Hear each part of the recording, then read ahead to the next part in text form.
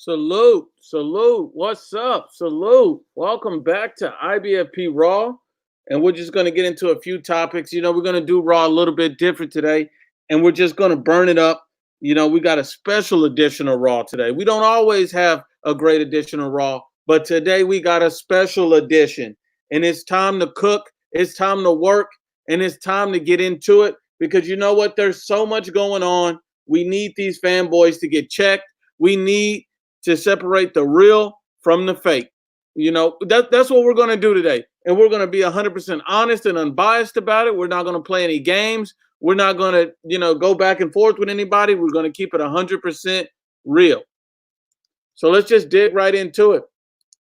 Now, I'm going to be honest with you. Salute Martin Ramos, Francisco Moreno, Sugar Ray. Salute Unbiased Boxing Talk. Salute. Salute everybody. Salute. Salute. Okay, let's go ahead and get it. Let's go ahead and get it. Deontay Wilder is an absolute fraud.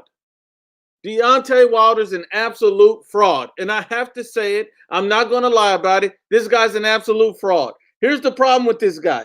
Deontay Wilder starts off, and we're going to start with Wilder, but we got to get to everything. We're going to get to everything, and we're going to get to these fanboys talking trash. We're going to get to everything and everybody. Let's go ahead and get it. Let's go ahead and get it. Salute to Cesar Alman. The LDBC trashed Canelo for facing, a 36-year-old, Sergey Kovalev, but praised Deontay Wilder for beating a 40-plus-year-old Luis Ortiz.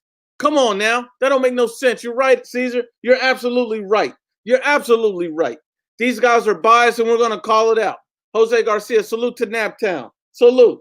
We're just going to be honest and unbiased about everything, and we're not going to play. Deontay Wilder's a fraud. We all know he's not the face of boxing. We're simply just waiting on this guy to come around and turn in and see what those pay-per-view numbers are, because that's really what it's going to come down to. What are those pay-per-view numbers?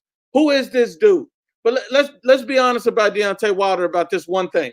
And this is why Deontay Wilder is trash, and this is why Deontay Wilder is a fraud. Not only is he a one-dimensional boxer, not only is he just one-dimensional, but now they're starting to try to mention this guy name with the greats like, Joe Louis, Muhammad Ali, Larry Holmes, Vladimir Klitschko, because this guy had 10 straight title defenses. What difference does it make if you defend your title 10 times against tomato cans? Against tomato cans.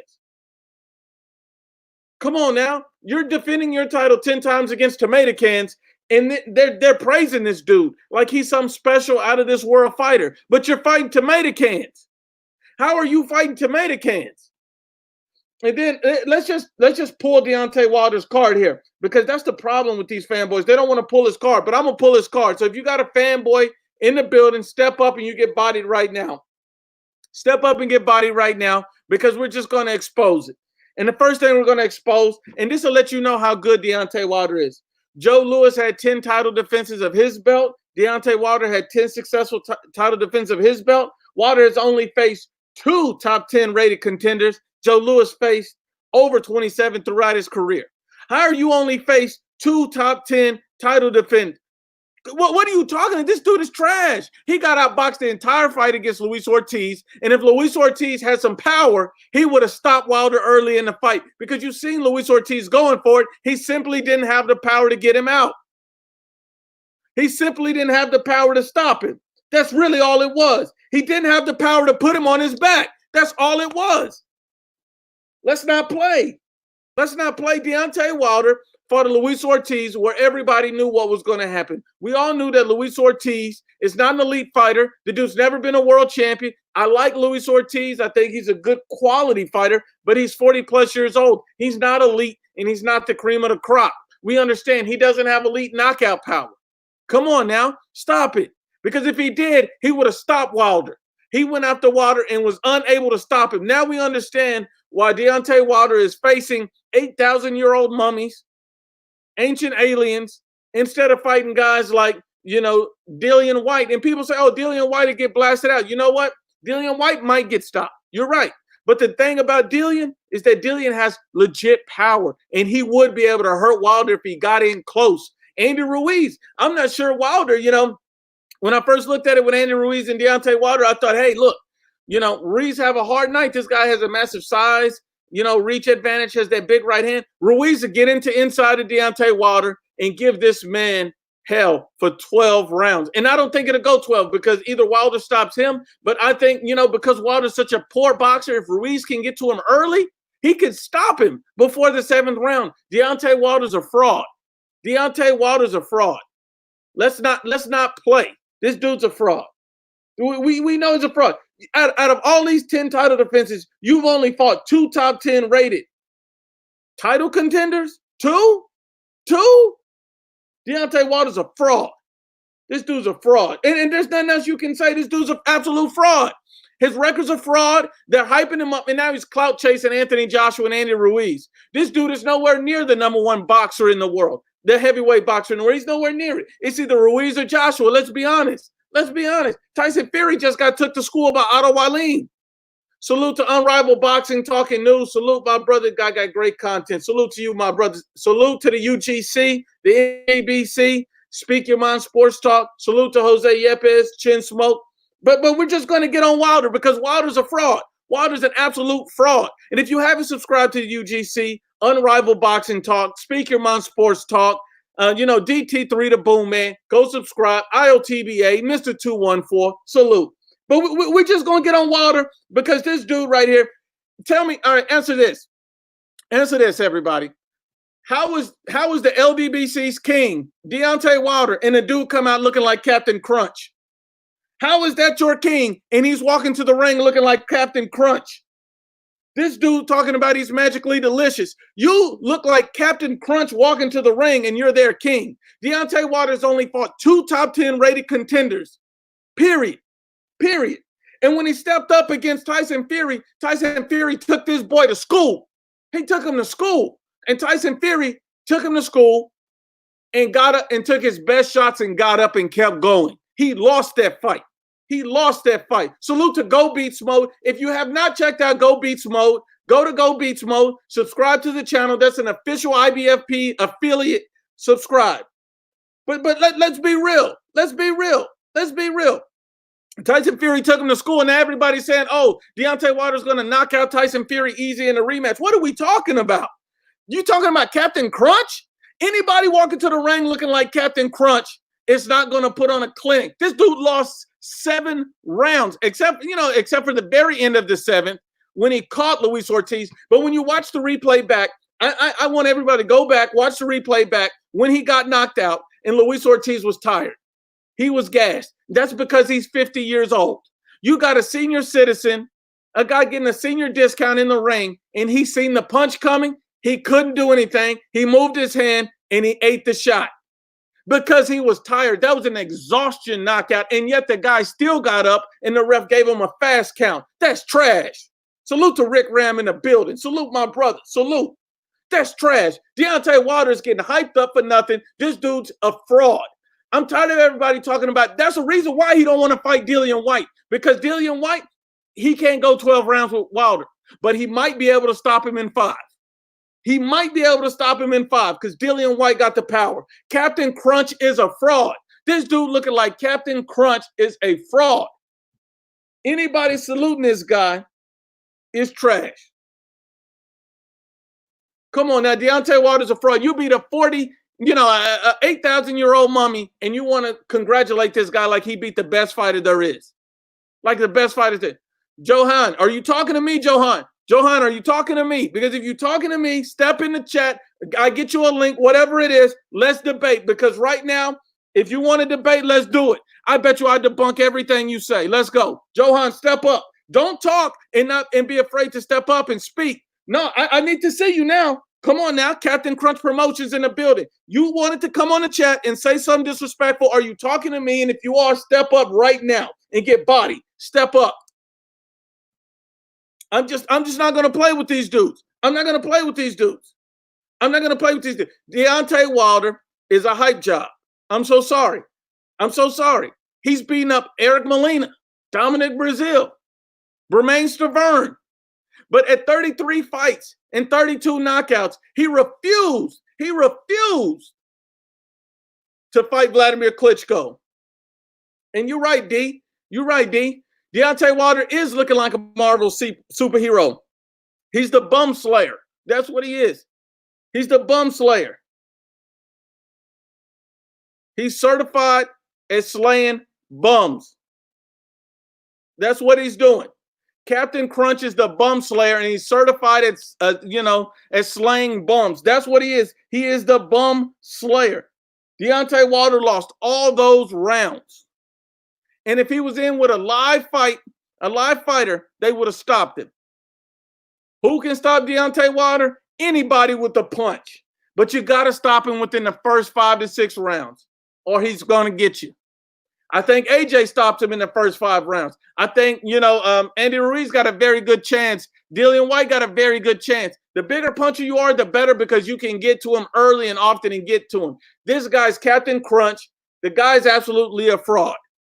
And everybody's hyping this guy up. He's fighting ancient mummies. But at the end of the day, you got Captain Crunch fighting ancient mummies, and everybody on the LDBC is saluting this guy. Everybody. So I tell you what, anybody from the LDBC want to debate the IBFP, you'll be my special guest and come up here and get roasted. Anybody got a problem with what I'm saying, come up here and get roasted. I got free smoke for anybody that wants some. Anybody. Because the problem is, you can't debate facts, because facts can't be biased. Salute to the UGC. Facts can't be biased.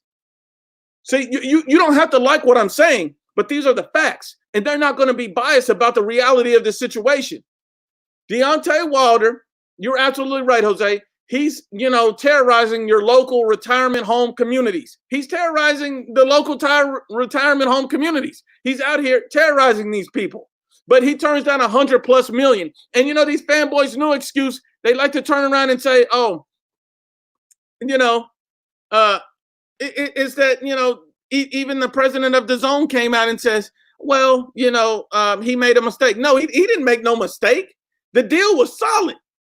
It's that Deontay Wilder was too busy pocket watching Anthony Joshua. You're too worried about what AJ getting when Deontay Wilder can't fill out a chicken dinner.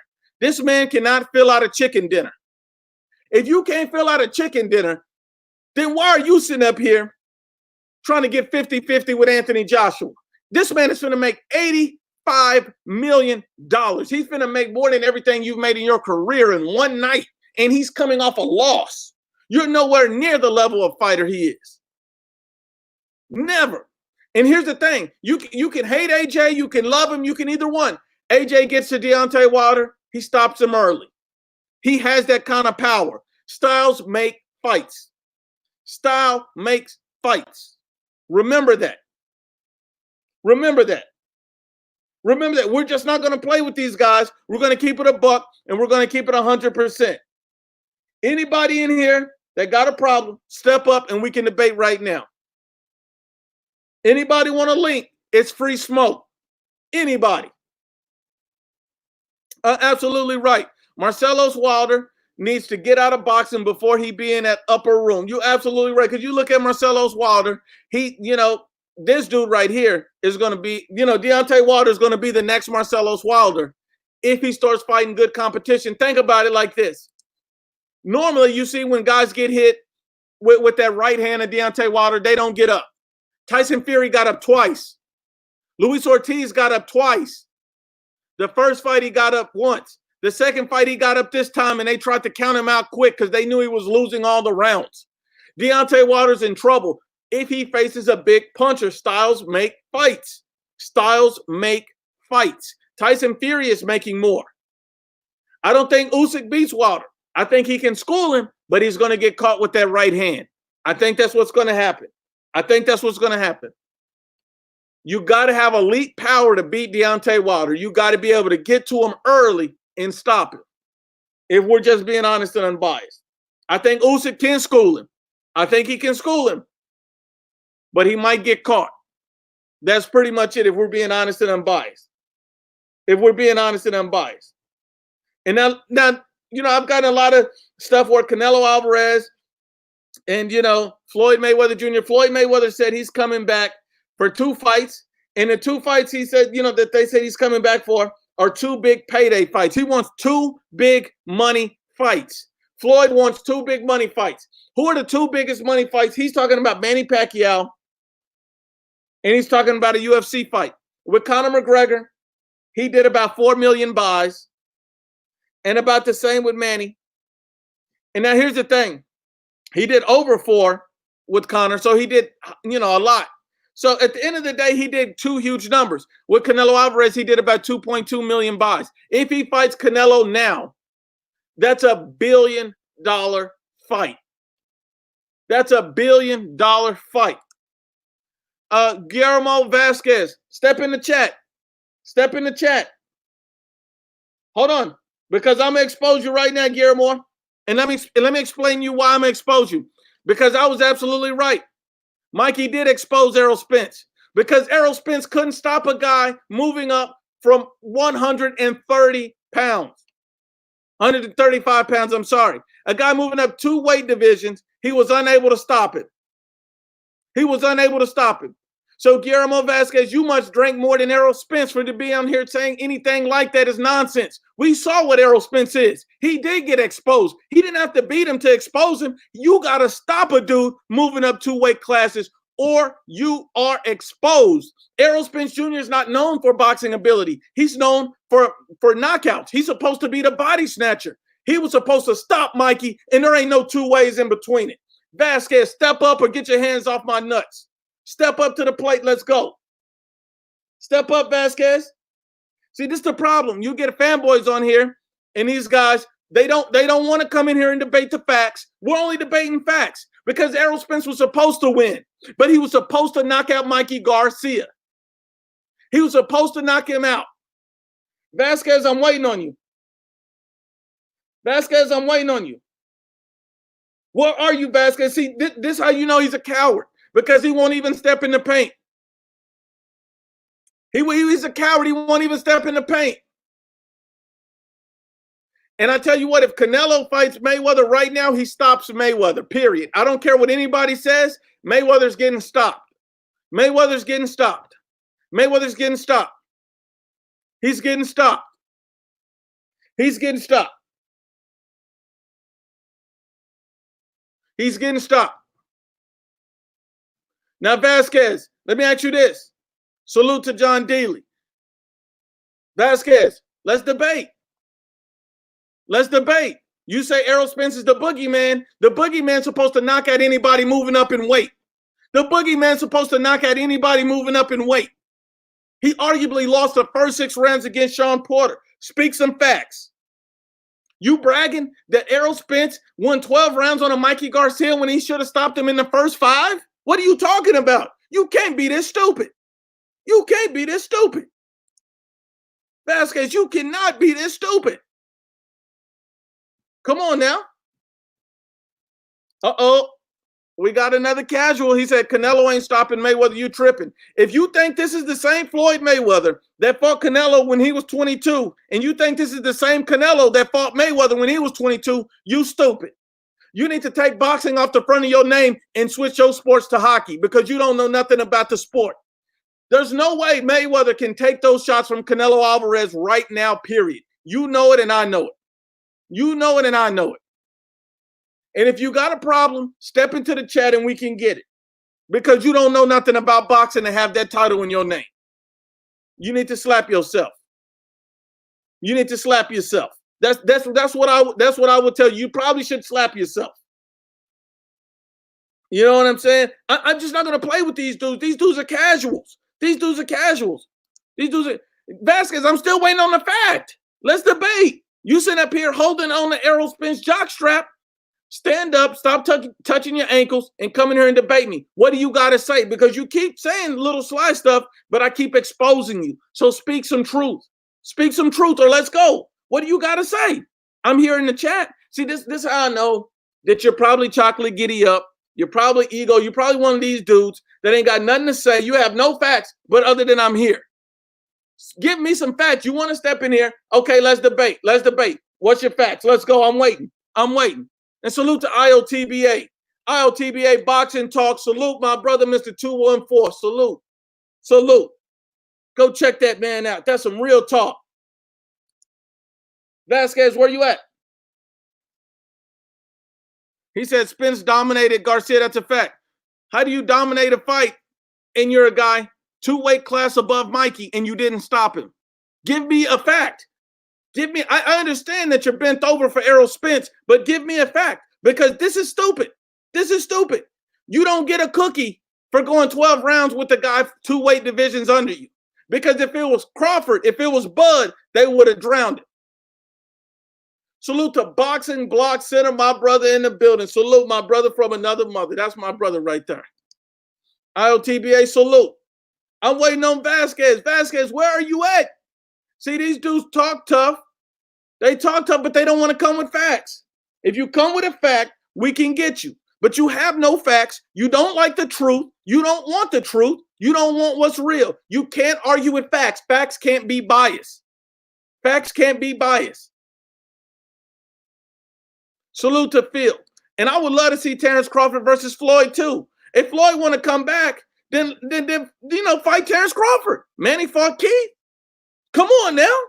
Floyd, you say you the best all time. Let's go. Let's see what you can do. You want a big money fight? There's no fight that would sell better than Canelo Mayweather 2.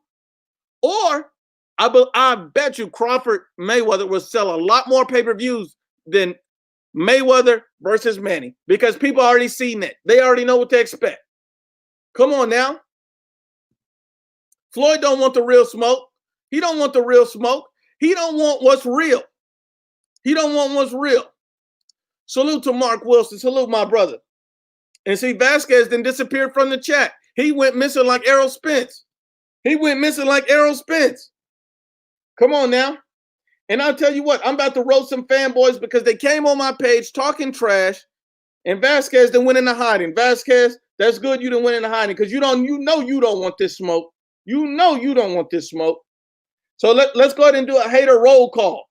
Let's start with Cassius Clay 8732. He said that, because we posted Errol Spence mugshot photo, he basically says, along the lines of that, we're down in Errol Spence. We're hating on the guy. It's negativity. How is it hating when that was his mugshot for something he did? I didn't make him drink and drive. He chose that. What are you talking about?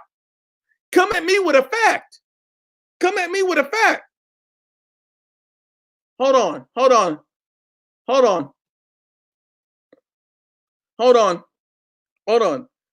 Come at me with the fact. Let's go. If you drink and you do total this car, but now all of a sudden we're supposed to be, we're wrong for posting a photo. Are you mad at the police department for posting it? You mad at the news for posting it? Then why are you mad at me? See, the problem is you don't like the truth. See, it's all over the news. The police gave it to you. You see it everywhere, but you come to me with this trash. BJ Freeman, he says, Nuke, this fan base you created, just read the comments. Errol was wrong for what he did, but I don't wish any will against him like some of your fans are doing in here.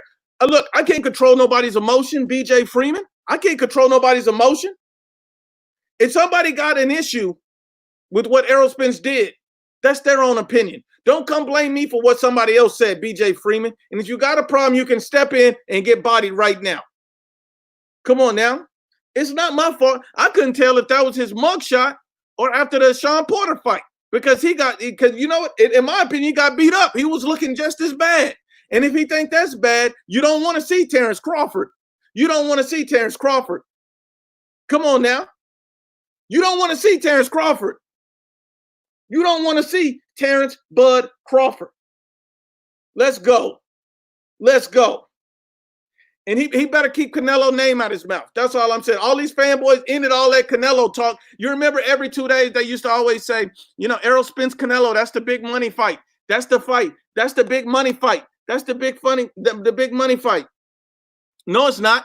Because Canelo stops Errol Spence in 6 rounds, like I told you before he fought Sean Porter. See, these fanboys don't understand anything about boxing. These fanboys don't understand about anything. And IOTBA says blood boxing is ducking it. You absolutely right, IOTBA. Anybody from the LDBC want to debate IOTBA, you can debate the IBFP. Blood boxing, you're welcome on my platform. Come get smoked. I'll handle that light work for you, IOTBA. I got you, my brother. I got you. Anybody that wants some from the LDBC, come get it. I got you. And I don't want to hear nobody else talking about Errol Spence versus Canelo. That's done. That's done. That is done. That is done. How is everybody criticizing Canelo Alvarez for fighting Sergey Kovalev, but nobody saying nothing about Jamal Charlo? And they say he's the most avoided and feared man. But this dude fighting dudes moving up from 154, and dudes coming off a loss. Coming off a loss. Come on now. Come on, coming off a loss? Coming off a loss, you can't come off no loss and then try to face a guy moving. It don't make no sense. And you're going to give him a title shot? Why didn't you go holler at Danny Jacobs? Why didn't you holler at Sergey Deverenchenko been calling out Jamal Tune-Up Charlo for 2 years? For 2 years. Why has he not stepped up to fight Sergey Deverenchenko? You can say what you want about Triple G. Triple G fought Sergey Deverenchenko. Jamal Charlo won't even step in the ring. These dudes are on the same side of the street. Both of these dudes are on the PBC. Tell me how that makes sense. Tell me how that, both of these dudes are on the PBC. And then they try to say, well, Terrence Crawford needs to come to the PBC. He'll get all the big fights. And hold on, first of all, that don't make any sense. Let's debunk that narrative right now. Let's debunk that right now. Because Sergey Lipinets, PBC, got a knockout win over Lamont Peterson, a welterweight, and he can't get a big fight. He can't get one. Yordenis Ugas, he was supposed to be the mandatory for the winner of Porter versus Spence. And why'd they give it to Danny Garcia? So now let me find out they're trying to protect Spence from a guy that he can't weight bully in Yordenis Ugas. Explain that to me. You can't, because they're on the same side of the street. The same side of the street. Charlo looking for that cash out payday fight, unbiased or biased boxing talk. Unbiased or biased boxing talk in the building, and he ain't playing. He is not playing. He's giving you nothing but facts. Charlo going to get exposed again by Hogan. I'm going to tell you this. If Dennis Hogan goes 12 rounds with Jamal Charlo, he might as well retire. He might as well retire. And if you support the IBFP, you need to hit that like button, like my man IOTBA say, and keep it 100. We are not going to play. We are not going to play. This don't make no sense. And Vasquez then disappeared from the chat. Disappeared from the chat. Hold on. We got another fanboy. Let's smoke him. One Flyboy say, you comparing B-level fighters to Bud Crawford. First of all, One Flyboy, let me explain something to you. Yordenis Ugas arguably beat Sean Porter. If you look at the fight, and he dropped Sean Porter, they didn't even count it. He beat Terrence Crawford in the amateurs. And yet he's on the same side of the street and can't get a fight. But now you want to talk about B-level fighters. See, it's always an excuse when it comes to Terrence Crawford. It's always an excuse. And don't worry, One Flyboy, I checked your page. I checked your handles. I see you on Boxing Ego, the LDBC. I know what you represent. You don't want to speak the truth. But if you want to debate, step in here and get bodied. I'm not going to play with you. I'm not going to play with you. Because you want to talk all this trash every day of the week. I'm the nice guy. I'm not playing nice anymore. I can't stand for this ignorance. These dudes want to come in here with this trash. I cannot do it. I cannot do it. Come on now. These dudes want to come up with this garbage. Vasquez, the only thing he can say is, I'm here. If you hear, then say something. Then say something real, you coward. See, this is what I'm saying. Exactly. Is Gary Russell a B-level boxer too? For all I know, Gary Russell's been begging for a fight with Leo Santa Cruz. And, came up to this dude, daddy, and couldn't get the fight. What are you talking about, idiot? Idiot. This guy can't be this stupid. These guys can't be this stupid. Salute to BDA Boxing in the building. Salute my brother. Come on now. Come on now. Hey, I heard Best Fight the Best. One of his disciples came in my chat earlier, not my chat, one of my videos, and said he wants to debate me. Best Fight the Best. If you don't want to debate me, that's cool. We don't got to debate. But if you do want to debate me, you do want some smoke, feel free to show up to IBFP Raw on Saturday. You'll get bodied. If you want to show up right now, step in the chat. You can get it. You can get it. You can get it. You can get it. You can come get it. Boxing says, I blocked him. How are you blocked and you still on the chat? Shut up, stupid. This is what I'm saying. These dudes are idiots. These dudes are idiots. And then, you know what? How are you blocked, but you on the chat? That makes no sense. That makes no sense. See, if you were blocked, you wouldn't be able to come on here and say this nonsense. Why would I need to block somebody that don't know anything about boxing? Why would I need to block somebody that's irrelevant? Why would I need to block somebody that's an idiot? You need to take boxing off of your name because you don't know anything about it. Let's go. These dudes right here are just talking trash.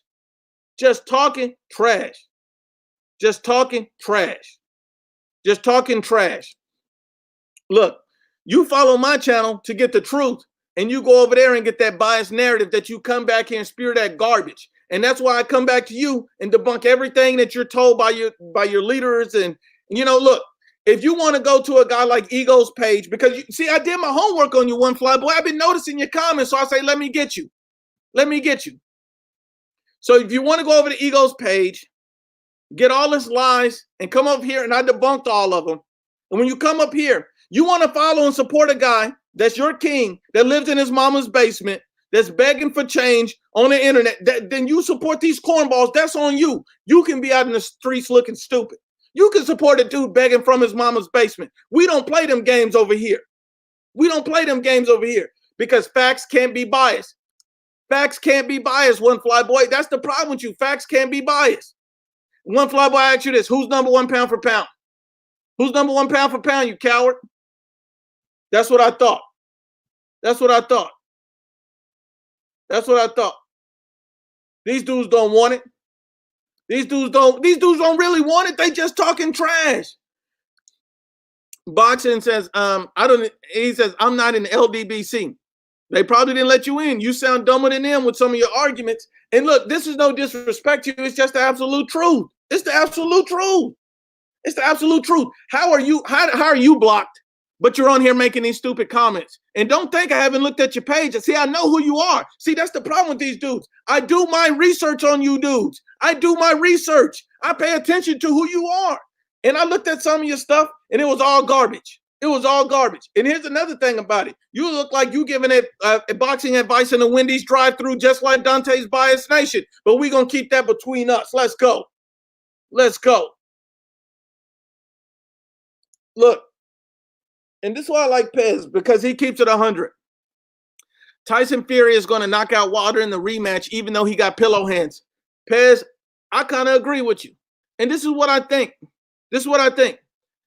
Fury might go the distance, but Fury does have a chance to knock out Wilder. Because if Fury didn't have power, he wouldn't have been pushing Wilder back. He wouldn't have made him respect. Good analysis. Drive-through promotions. Let's go. Drive-through promotions. Let's go. Drive-through promotions. Let's go. Boxing says, no, I work for a bank. You work for a bank? You work for a bank? A bank? A food bank? What kind of bank are you working? A food bank? Let me find out that's the bank you really working for. Let's stop playing. Don't come in my chat talking greasy if you ain't got no truth to spit. Give me some facts that you want to debate. And you know what, Boxing? I'll tell you what. This is what I do for you. Since you want to come in here and get famous off of what I'm doing, I'm going to give you your opportunity to shine. Saturday, IBFP Raw. I'm going to send you a link. You step in the chat. I'll send you a link. You jump on. I'll let you join. We'll debate any topic you want to. Because I didn't see you come at me crazy on a few different topics. So let's go ahead and do it. Let's go ahead and do it. If you're man enough, let's go. Because you say you work for a bank. If it's a food bank, let's go. Let's go. Let's go. Let's go. But Sam says Ruiz versus Joshua prediction. See, that's a tough prediction, but I'll tell you what. I got. I got it a 50-50 fight. I think Ruiz's hand speed is going to be a problem for AJ, but I think AJ's height and reach advantage is going to be a problem for Ruiz. Based on that, based on how AJ's slimming down, I'm leaning towards Anthony Joshua for the victory, if we're being honest and unbiased. Merc for Hire says, hey, IBFP, I want in on a debate. Okay. So, Merc for Hire, you want in on a debate? You want to debate me? Who do you want to debate?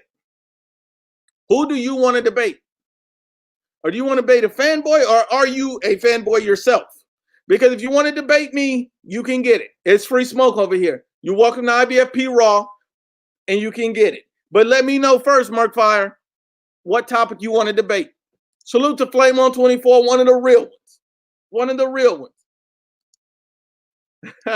Hold on. This is tough. This is tough. Hold on. He said he works at a sperm bank. Oh, let's go. Let's go. Oh my gosh. These dudes right here is going in. Okay, salute. Salute. Salute. Now, come on now. Why is Billy Joe Saunders and Demetrius Andre not boxing? Come on now. Anybody else on here that want to debate, want some free smoke, come get it. Come get it. Anybody else want some free smoke, come get it. Anybody. Salute to Boxing Monster in the building. And hold up, since Boxing Monster in the building, you know, he got the picture of he don't know his sport on here. And I'm going to tell you something about he don't know his sport. Literally everything I say, this dude got an opinion on the opposite because he's a complete idiot and a moron. And I'm going to tell you why. I'm going to tell you why. Because he has no facts. He came on here and debated me. I had to do back on here and debate again. And I'll body him again in front of everybody. The dude is absolute garbage and trash. He looks like Peter Quillen's little brother. And this is how stupid he is. You want to talk and debate boxing, he didn't even know who Peter Quillen was. That's the worst thing about these dudes. If you don't even know who he is, then why are you trying to debate him? Come on now. Canelo's next opponent. Canelo's next opponent, in my opinion, I think he got to either pick somebody at 168. I mean, he could drop down to 160. He could face Jamal Charlo in a tune-up fight because he's no more than a tune-up fight. But at this point, I simply think that Canelo Alvarez is probably going to pick Billy Joe Saunders or Callum Smith because they're at 168 and they're world champions. Who does Wilder fight next? Tyson Fury. They said the contract's already signed, and Deontay, the bomb slayer Wilder, fights Tyson Fury next. He fights Tyson Fury next, and Tyson Fury is going to take him to school yet again. Yet again. Yet again. Yet again. Let's go. I know you agree about the Charlo brothers. I know you agree because I'm giving you facts. I'm not talking anything about nothing else. I'm giving you facts. Absolutely, John. Those are the best two. You got Canelo coming down in weight. It makes sense for him to fight Callum Smith, who's a world champion, or Billy Joe Saunders, who's a world champion. Those are great fights. It makes sense. And a lot of fanboys are going to say, oh, they're cherry picks. When just last week, people were saying, oh, he would never fight Callum Smith. He would never fight Billy Joe Saunders. Just like when he destroys Tune-Up Charlo. Tune-Up Charlo better hope he don't get his belt took from Dennis Hogan. Dennis Hogan, you better stop Dennis Hogan in this next fight, Charlo. You better stop it. That's the worst thing about these dudes. These dudes don't have any facts. And that's what we waiting on the pay-per-view buys. I heard that the pay-per-view buys is going to be absolute garbage because I don't know who paid for that trash. I don't know who paid for that trash. That was trash. I'm not paying for Luis Ortiz and Deontay Wilder to fight. I'm not paying for that. I'm not paying for Deontay Wilder to terrorize the local retirement community. I'm not paying for that. That's stupid. That's stupid. That don't make any sense. These dudes don't want it. These dudes don't want it. These dudes don't want the truth. Hold on. One flyboy says he blasts Spence because he thinks he lost to Spence, but leave him off the pound for pound list. First of all, one flyboy, let's go through Errol Spence's resume. Let's go through Errol Spence's resume. And we'll start with Errol Spence. So Errol Spence fought a Kell Brook. Kell Brook was coming off a knockout loss, and a medical extension. And you're giving him full credit for that? You're giving him full credit for that? Are you serious? Are you serious? Are you serious? Come on now. Be honest and unbiased. Be honest and unbiased. Kell Brook you don't get credit for a Kell Brook win. You just don't. You just don't. You don't get credit for a Kell Brook win. He's damaged good. And Sean Porter, just like Unbiased says, 2 medical extensions. He asked for 2 medical extensions for that fight. Come on now. Absolutely. And this is what I'm talking about. Pez is right on point. We shouldn't be surprised that Anthony Joshua is no longer undefeated. He's the only one that ain't ducking nobody. You're absolutely right. See, Anthony Joshua wants all the smoke. He wants all the smoke. He wants all the smoke with everybody. With everybody. Anthony Joshua wants it with everybody. He fought Klitschko. He offered $120 million for Wilder. And none of these dudes want to smoke. I give Andy Ruiz his credit because he stepped up and fought. Let's be honest and unbiased. Let's be honest and unbiased. Let's not play. Canelo Alvarez wants all the smoke. Some dudes just want to fight the best. That's what I'm saying, Monster. One Fly Boy is garbage. And this is why. Because he comes back and regurgitates that boxing ego nonsense and trash. That's really is. Jake says, I'll get down and debate you, Nuke, if we can debate our feelings. Salute to Jake. Salute to Jake in the chat. Salute, my brother. Salute. Come on now. And then look at the Kell Brook win for Errol Spence. He said when you have a metal plate on your orbital bone, it makes it more likely the other side will break. And this is what happened in Brook versus Spence. Absolutely right. Absolutely right. Absolutely right. Spence needs to be fighting Terrence Bud Crawford, Yordenis Ugas, an actually challenging fight. And I thought he lost to Sean Porter, if I'm being honest about it. If I'm being honest about it. And much respect to Andy Ruiz. Salute. I give him that. I think Andy Ruiz, if he can get in the inside, he can cause Joshua problems. He really can. He really can. Come on now. These dudes don't want the true smoke. Anybody in the chat that truly want it, you can come get it. See, all the dudes. See, we have over 200 people on the live stream. And yet we have all these people on the live stream. But nobody's coming up talking greasy. Now, One Fly Boy, he looks stupid because he got exposed. He just got exposed. When you sitting up here subscribed and donating money to Boxing Ego, but coming over here bending over, you don't come with no facts, One Fly Boy. Come with some facts. Salute to Tim Townsend. Salute, my brother. Salute. Come on now. Come on now. We got free smoke. Anybody that wants some. Exactly. I didn't say Ruiz couldn't beat AJ. I'm just picking AJ. I think that, Ruiz has a very good chance to beat Anthony Joshua. That's why I call it a 50-50 fight. Nuke, will you be shocked if Ruiz wins again? No. No. Because Ruiz is a very good fighter. Ruiz proved that he could fight. He proved that he could fight. He proved that he wants to smoke. He proved he'll step in the ring. I wouldn't be surprised. Ruiz is a good fighter, got a great chin, got a lot of heart, and extremely fast hands. You get a lot. Hold on. Expose the casual. James Gunther. James Gunther, what do you say? You got something to say? Guillermo Vasquez. Hold on. Let's debate something, Guillermo. And if you want to talk about picks, I picked Tyson Fury beats Deontay Wilder. And he did. And he was robbed of the decision. You said that Deontay Wilder would knock out Tyson Fury. Now you look like a clown. Now you look like a clown. Come on now. Come on now. Say something now, Vasquez. That's the problem with these dudes. They trash. These guys are trash, but they can't name facts. I said Sergey Kovalev will beat Eliter Alvarez in a rematch. I was right. You said Sergey Kovalev was done. See, that's the problem when you have a casual and a fanboy. When you have a casual and a fanboy, all you can do is bend over and touch your ankles for Errol Spence Jr. But Errol Spence could knock out little Mikey, and that's all you have to hold on to. You look stupid. You look stupid. You look stupid. Come on now. If you can't bring me any facts, then get off. You can't bring any facts, then get off. Because these dudes is trash. These dudes is trash. Give me a fact. Give me a fact. I need some facts. We only debate facts. We only debate facts. Come on now. Who else we got?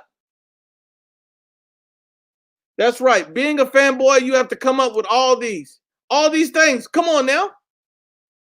Give me something. Anybody want to debate some facts? Come on. And do we got another fanboy? James Gunther said, where is Canelo to fight better be? Canelo Alvarez is not campaigning at 175 pounds. He's a 160 and 168 fighter. So why would you requisite Canelo Alvarez to fight Ultra Better BF when that's not the weight that he's campaigning is? No, it's not my opinion. Not my opinion, Willie. That's anybody that's a true boxing fan. See, only fanboys like yourself think the fight was a draw. We all know. See, and I'm going to tell you how we all know that Tyson Fury truly got robbed in that fight. This is how we all know. And let me explain to you. This is how we know Tyson Fury got robbed in that Deontay Wilder fight. And this is why William, I'm glad you showed up, Willie, because I really wanted to expose you. I really wanted to expose you. But this is how we know that the fight was not a draw. And we know that Tyson Fury got robbed of the victory. Because when have you ever seen Deontay Wilder after a fight not scream bomb squad? And after the fight with Tyson Fury, the man did not say bomb squad at all. He was looking stunned. He was looking stunned. He had got the biggest gift he ever got in life. And he was just thankful to see the end of the fight, to keep his belt. He didn't scream no bomb squad. He was looking shocked. He was hugging on Tyson Fury, kissing the man all in the face. But that's your champion, Captain Crunch? Captain Crunch is your champion, Willie? That's your champion? But here's the thing, Willie. Here's the problem. Everybody, look at the screen. Look at the screen. Look at Willie. And Willie is standing next to a car. Now, Willie, let me explain something to you. If you're going to take a picture with a car, let it be a nice car. That looked like an old car. Willie, you got to do better than that, my brother. Step your game up. Step your game up. And give your little brother back his shirt. See, that's the problem with these casuals and these fanboys. You come on here and you don't name facts. You don't name facts. This dude has never screamed bomb squad. We all know he lost. He lost every round. He lost every round. Except for the two he got the knockdowns. And he was getting schooled in those rounds too. Come on now. Let's be honest and unbiased. Let's be honest and unbiased. These dudes, we're not playing. Salute to Trav. Salute to Trav. Yeah, Willie got a shirt on looking like he from the Baby Gap. He said, I thought we talking boxing and we talking about you, Willie. You come on here and then you say it was a draw when you know that wasn't no draw. So if you want to come on here and talk nonsense, then I'm going to spit it right back at you. You know that Tyson Fury was robbed. You know he schooled Deontay Wilder. We all know he lost all those rounds. And you want to come in here with this little bitty tiny shirt on and this beat up car. Man, get out of here with that trash. You got your mama's car out there in his little Baby Gap t-shirt. Man, get out of here. Salute. Salute to the chat. Salute to the chat. And Willie, if you want to speak more boxing, give me something. Give me something else because you know Wilder got schooled. Come on now. Come on now.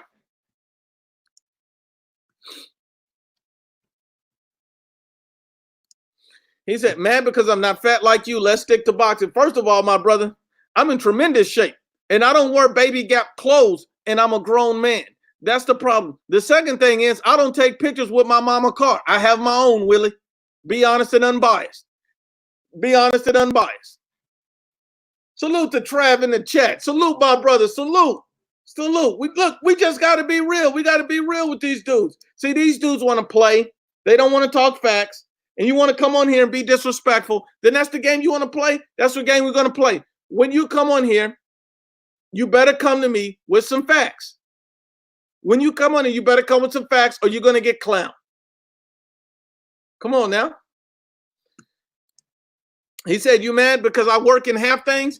If you got a Baby Gap shirt and that old car and you say that's what you're doing and you need a new job, my brother, maybe you shouldn't be on live with the IBFP. Maybe you need to go pick up that broom and get back to work because you sitting on here talking and you not coming with no facts, my brother. If you want to debate me with a fact. Debate me with a fact. Is Deontay Wilder the best heavyweight, Willie? Answer that. Answer that. Answer that, Willie.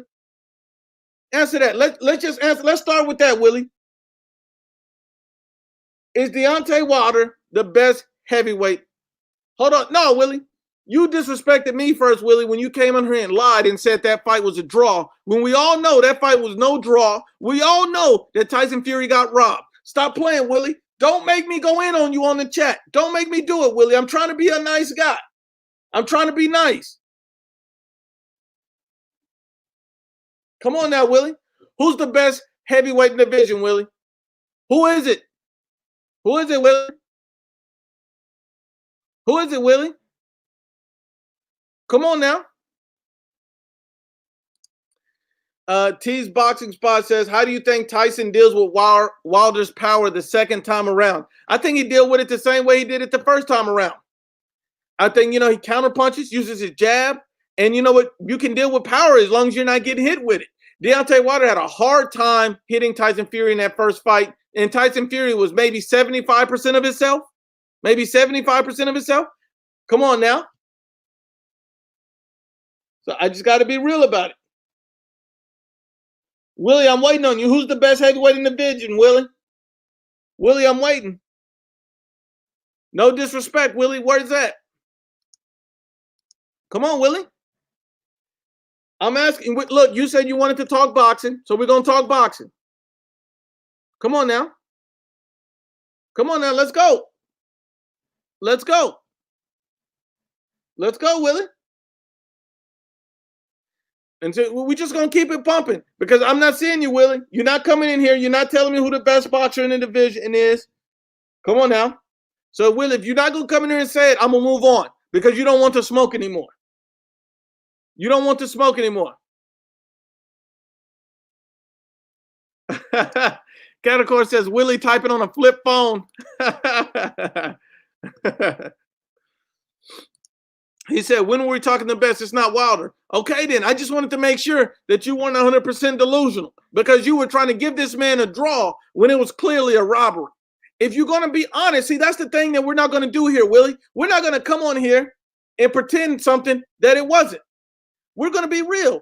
If we believe Wilder lost based on what we've seen, he lost.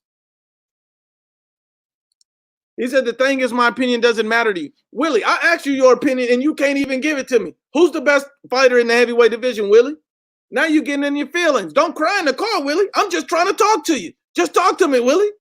Come on now. Look, I'm gonna get off you, Willie, because you don't want no more of this smoke. So anybody want to come in here and stick up for Willie, get in the chat. Let's go. Let's go. See, that's the problem. These dudes. He said Willie is posted up with his mom's rental. Look, here's the thing. These dudes get in the chat and they get in the chat and they talk all this and all this. Not even on the chat. They get on my videos every day. And when I finally get them, when I'm finally able to talk to them, these dudes don't want it. These dudes don't want it.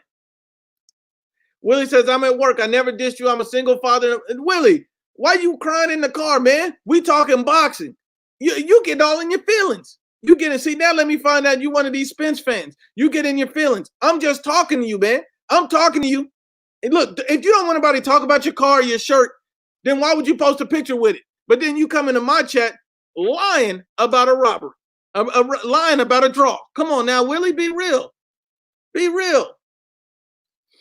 Oh, Randall's in the building. Now, this is one of our biggest casuals. Now, this is Randall's. And let me just bully Randall's real quick. Because Randall's, look at Randall's. He got promoted to the night shift at McDonald's. Look at Randall's. Now, this is the same Randall's that's the biggest supporter. He knows this sport. This is the same Randall's that came out and stated that Canelo Alvarez was going to lose to Sergey Kovalev. To lose to Sergey Kovalev. And I had been telling you, Handles, that Kovalev was getting stopped. I kept telling you. Come on now, Handles. Step in the chat, Handles. Don't get scared now. Come on now. Come on now. Come on now. Come on, Handles. Come on now, Handles. I'm waiting on you, Handles. See, that's the problem with Randall's. Randall's got a lot to say in the comment section. He got a lot to say in the comment section, but you don't want to smoke when I'm live, do you, Handles? That's what I thought. That's what I thought. Oh, look what we got. He knows his sport. See, this is what I tell you. The groupies come out when it's free smoke season. And he said, I wanted it. I bited you last Saturday. I see my name stay in your mouth. Randall's can't stand the true alphas, bro. Look, I'm going to tell you this. He knows his sport. I'm going to tell you this. He knows his sport. Here's the thing. He knows this sport is probably one of, and this is no disrespect to you. He knows this sport. This is no disrespect to you, but you're probably one of the stupidest people I've ever seen. And not only that, he knows this sport. You ducked, my boy, unrivaled boxing talking news. You ducked that smoke. He knows. You ducked it. You ducked it. You ducked it. You don't want that smoke. And I know this. He knows. At the end of the day, he knows.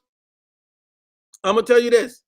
You're the same guy that said Errol Spence was gonna bulldoze Sean Porter. It was gonna be easy. 150-part series, and you look stupid when they had to rob Sean Porter of the victory. You ducked unbiased or biased boxing talk too. Now the casuals are coming out. I like this. I like this. Come on, he knows. Speak to me. I need all the casuals to come out. Come on now. Handles Randles. Handles Randles. He's back at it again. So Handles Randall said, you haven't revealed yourself yet. Yet are you some clone? So here's the problem with Handles Randles. Handles Randles is on every other video, same as he knows the sport. And he keeps saying the same thing. He keeps saying, IBFP, you haven't showed your face. IBFP, you haven't showed your face. Explain to me why a dude like Handles Randles want to see my face so bad. You should be out here looking at all these beautiful women, but you so worried about seeing another man's face. But I should have known, Handles Randles, when I seen you had the little fanny pack draped over your shoulder. I know how you get down, Handles Randles. I'm not judging you. That's not my place. That's not my place. But all I'm saying is, you want to see my face so bad. That concerns me, my brother. That concerns me. But let's keep it going. But let's keep it going. And he knows the sport has the most biased narratives. The most biased narrative. This dude right here just says anything that comes out of his mouth. He says, because you know what? It's because he wants to be with the LDBC, but they just rejected this dude. They just rejected this dude. See, these dudes don't want the truth. Hold on. He knows the sport say, I don't waste my time on beta boys. So hold on. Let me explain you something about he knows the sport. This dude made smoothie videos. You need to go back to making smoothie videos because you don't need to talk boxing because you don't know nothing about the sport. You don't know nothing about the sport. Handles Randall said, please donate some money to this man. Now, hold on, Handles Randall. I don't ask for donations. I'm not ego. And you put up, look, I'll tell you what, you empty your fanny pack and you can donate some money. How about that, Handles? Empty out your fanny pack. See, that's the problem with these type of dudes. You walk on here with fanny packs trying to see my face. That's a problem, bro. That's a problem. Okay. He knows the sport. What narrative do I have? Tell me what my narrative is and I'll debunk it right now. I'll debunk anything you're saying if you're saying I have a narrative. Because you said that the Kovalev versus Canelo Alvarez fight was fixed. It was fixed. But did you also call it a cherry pick? So explain to me, he knows the sport. How is a cherry pick a fixed fight? Why would you need to fix a cherry pick fight? That doesn't make any sense. That doesn't make any sense. You look stupid. You look stupid. Come on now. Come on now. See, we were waiting on a fanboy to show up and you didn't gifted us this. You didn't gifted us this. Come on now. You pander to the Mexican boxing community fan base. Come on, man. I don't pander to any community. I speak truth and facts. I don't say anything that I can't back up with a fact. Simple. Simple. But you, on the other hand, you said Errol Spence was going to bulldoze Sean Porter. You said Errol Spence was going to knock out Mikey Garcia. You said Deontay Wilder was going to stop Tyson Fury. Literally everything you say is wrong. The only thing you ever get right is how to make a smoothie the right way. Come on now. Come on now. And then you want to talk about being on a health kick when you looking fat. When you look like you giving boxing advice through a Wendy's drive-through yourself. Come on now. Come on now. Let's stop playing. Come on now. These dudes don't want it. And Handles Randles, where you go? Don't tell me you disappeared. Handles Randles, I'll tell you what. Wherever you are, put your fanny pack back on and step back in the chat. Handles Randles, wherever you are, put your fanny pack on and step back in the chat. And we know that he knows this sport panders to the smoothie community. You're absolutely right. He knows this. Oh, He knows the sport said Anthony Yard was going to beat Kovalev too. This dude can't catch. This dude can't be right on anything. IOTBA, salute Mr. 214 says he knows the sport on his knees for the LDBC. IOTBA, this man speaks none but facts. None but facts. None but facts. See, these dudes don't want the truth. These dudes don't. We just giving them the truth. We just giving them the truth. We just giving you the truth. And look, he knows the sport haven't named one fact yet. You haven't named one fact yet. How are you ahead of anybody in a prediction league when you get everything wrong? The only thing you get right is how to make a strawberry smoothie. Hey, and you better tighten up that hairline. You better tighten up that hairline. This dude out here looking like a fake Stephen A. Smith. Come on now, pull your hairline down and talk some real boxing. See, that's what we're going to do. We're not going to play with you.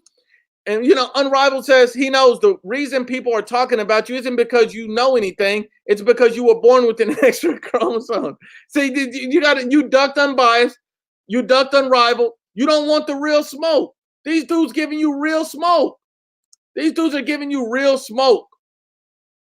Where is it? And he knows the sport disappeared. Randall's disappeared. See, these dudes are scared now. See, when they start getting called out and debunked, these dudes don't want the truth. Randall's got his fanny pack and went across the street. He got his fanny pack and went across the street. Come on now.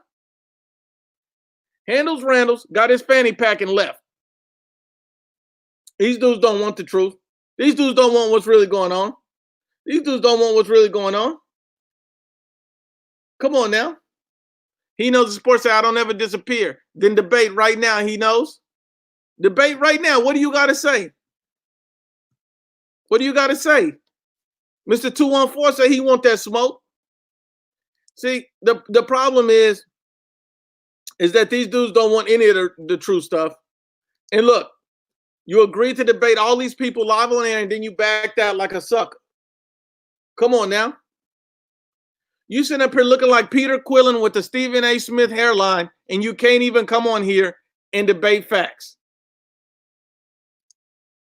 Okay, I'm putting up your comments, but I'm not saying anything relevant. You haven't made one comment about boxing that's relevant. That's relevant. Come on, give me something, because you have nothing. You look crazy. Come on now, these dudes don't want it. These dudes don't want it. So Randall's disappeared. So he knows the sport says I'm whack, but y'all keep my name in y'all mouth. I always debate you and bury you.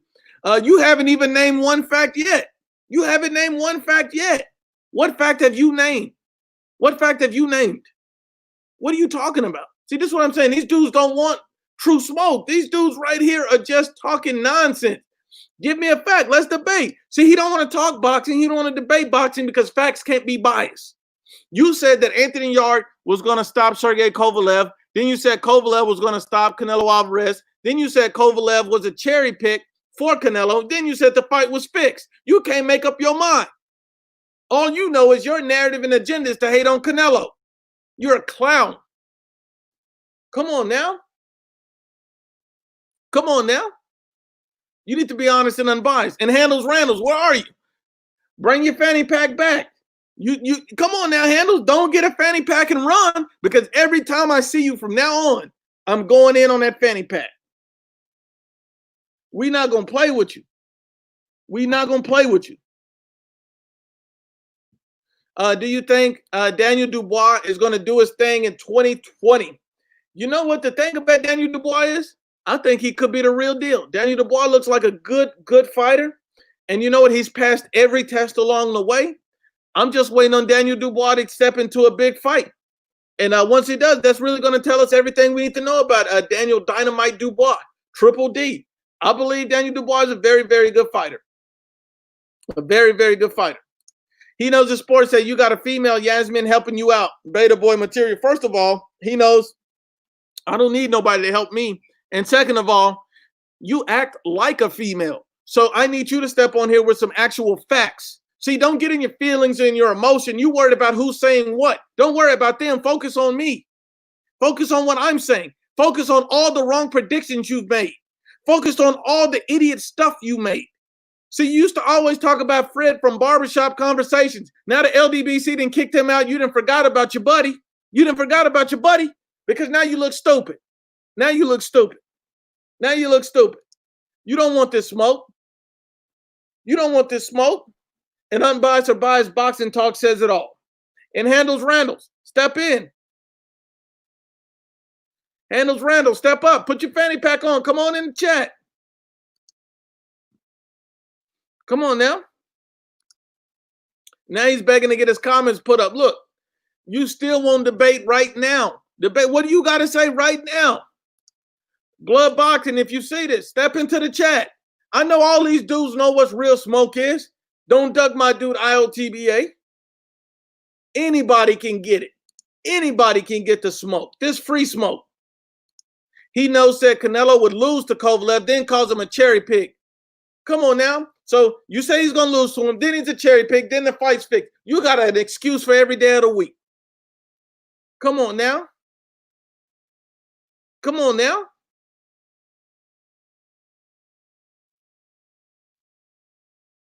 So he knows, says, LDBC, I never asked for a membership. Yeah, because you're begging for one. Because you're begging for one.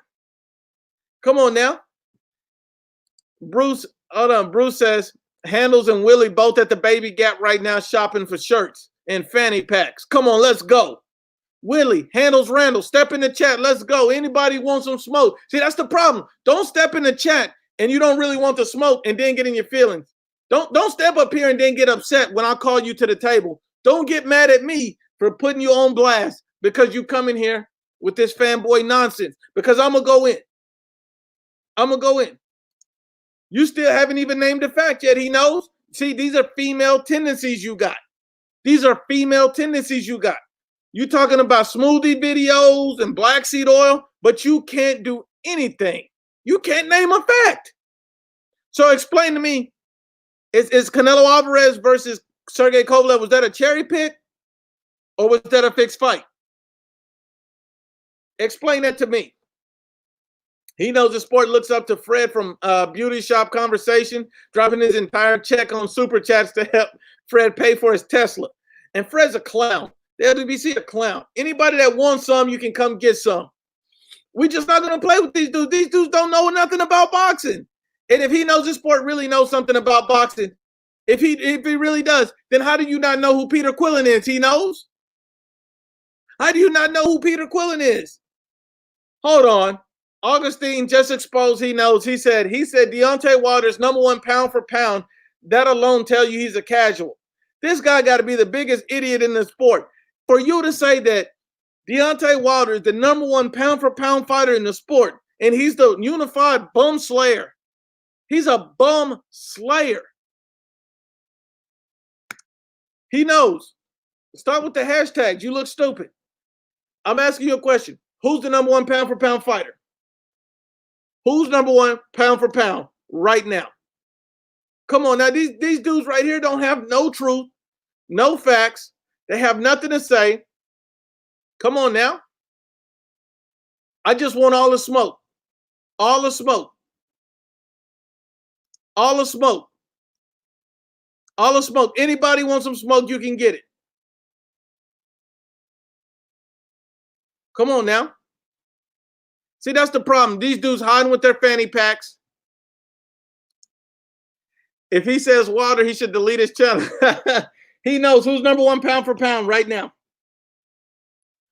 Who's #1 pound for pound? He keeps saying, Jose Yepes, I did you on your live only or something. I don't know what he's talking about, but I'm going to put it like this. First off, keep Jose Yepes' name out of your mouth when I'm talking to you. See, that's what I'm saying, female tendencies. You keep mentioning another man every time I talk about you. And what are your points is your perspective, and I'm exposing you. You can't keep another man's name out of your mouth. His name is going in and out of your mouth and down your throat, but you can't speak any facts. Okay, we got the biggest idiot in boxing right now. This dude said #1 pound for pound is Deontay the Bum Slayer Wilder. This dude got to be stupid. This dude got to be stupid. And now he had to admit it. He had to admit it. This guy had to admit it. This guy gotta be the, oh my goodness.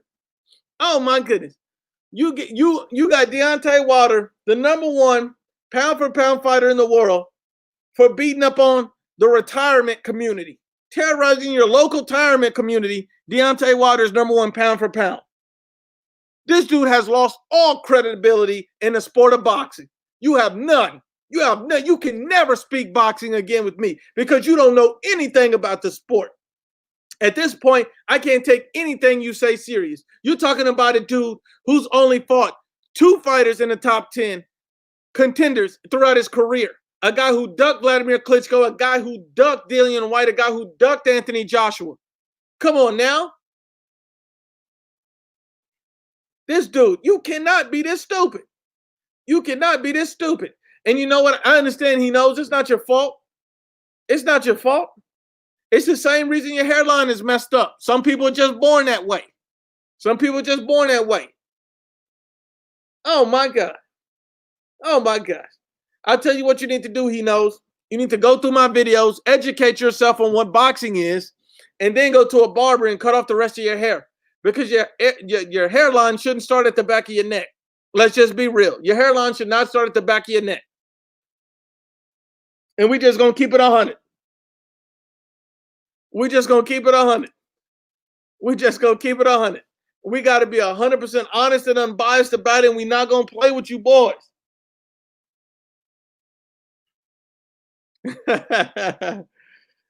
He knows, says, you talking about another man. I'm talking about you. But if you don't consider yourself a man because of all your female tendencies, there's nothing else to say. Because I keep calling you out and I'm calling it to your face. But you're not the type of dude that can even respond with a direct question. See, that's the problem. You too worried about your beat up edge up. Come on now, stop playing.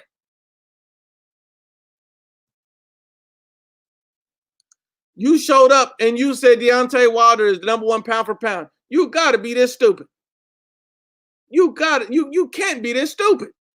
You cannot.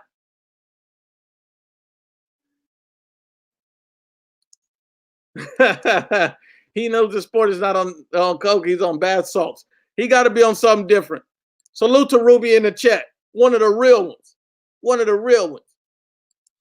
My goodness, he knows his sport. This dude. And I cannot wait until those Wilder pay-per-view numbers come out because you know they're going to be garbage. You know they're going to be garbage. You know they're going to be garbage. Think about it like this. Lil G says Wilder fights a 41-year-old. He's #1 pound for pound. Canelo fights a 36-year-old. He's cherry picking. New media. Come on now. New media is trash. New media is trash.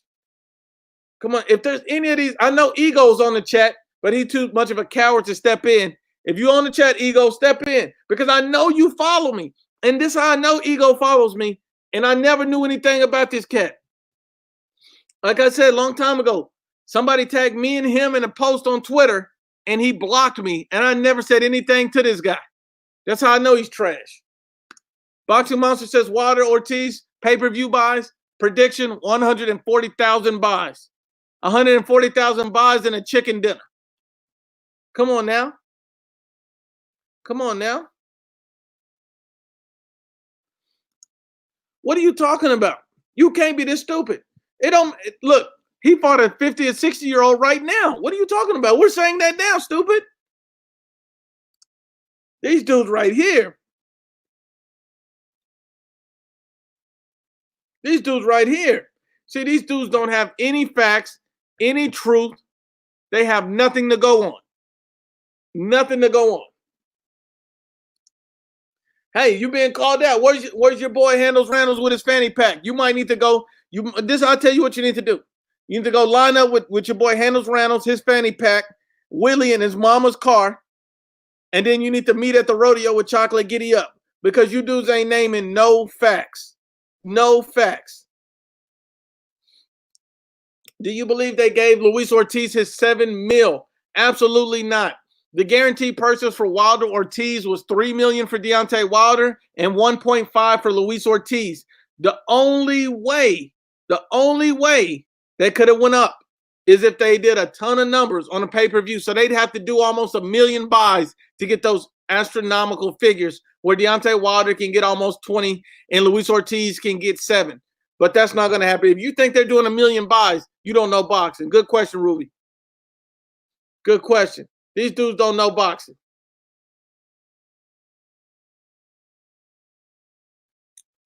These dudes don't know boxing. Flame On says, boxing scene saying 750 for Wilder Ortiz too. That's lunacy. That's nonsense. That's nonsense. These dudes don't get nowhere near that. Nowhere near that. He knows it's a troll. He knows it's a troll. See, he don't have any facts. He's trying to get people off shock value. He's trying to get people off shock value. He's trying to get people, to not see the real truth. He's trying to get people to get all worked up over nonsense. We're giving you facts. Think about it. Think about it. Hold on. Let's see what he says. He said Wilder gets 20 million, Ortiz gets 7 million. They will have those numbers. They were the #1 trending topic on Twitter. Stop lying and pandering your narrative. Hold on. We only talk facts, he knows. So Deontay Wilder's biggest fight of his career with Tyson Fury did less than 400,000 buys, but him and Luis Ortiz are going to get almost 1 million buys? You can't be this stupid. You cannot be this stupid. You cannot be this stupid. Come on now. Watch those buys are less than 100,000. See, that's the problem with these dudes. These dudes come on here and that's what you hope he gets. That's what you hope he gets. He said he knows the sport. Speaking facts, Canelo is a duck machine. So I see he knows the sport. Bought his boyfriend on the show because this guy right here just as dumb and he knows the sports if he believe that. Absolutely right, IOTVA. Absolutely right. These dudes don't want the truth. These dudes don't want the truth. These dudes cannot be this stupid. Come on now. Namil Simpson says, best fight the best has Wilder as fighter of the decade. Of the decade? You don't get fighter of the decade by, you don't get a fighter of the decade by slaying nothing but bums. You simply don't. Catacor's right. They might have got 1 billion illegal streams, but you don't get paid for those. You don't get paid for those. See, this is where we caught him in another lie. I never said Spence versus Porter would do less than 100,000 buys. Now you're making up stuff. And selling 350K, not even 500,000 buys. That wasn't even. So when is selling 350K become the standard? See, that's what I'm saying. These dudes right here don't even know what they're talking about. Just like Trav said, you can trend on Twitter and have your fight illegally streamed. That doesn't mean that you're selling. Open your eyes. Come on now. Come on now. And Kelly Park, this dude got to be a Canelo hater because you worried about Lauren when he just knocked out Kovalev. Why are you not talking about that?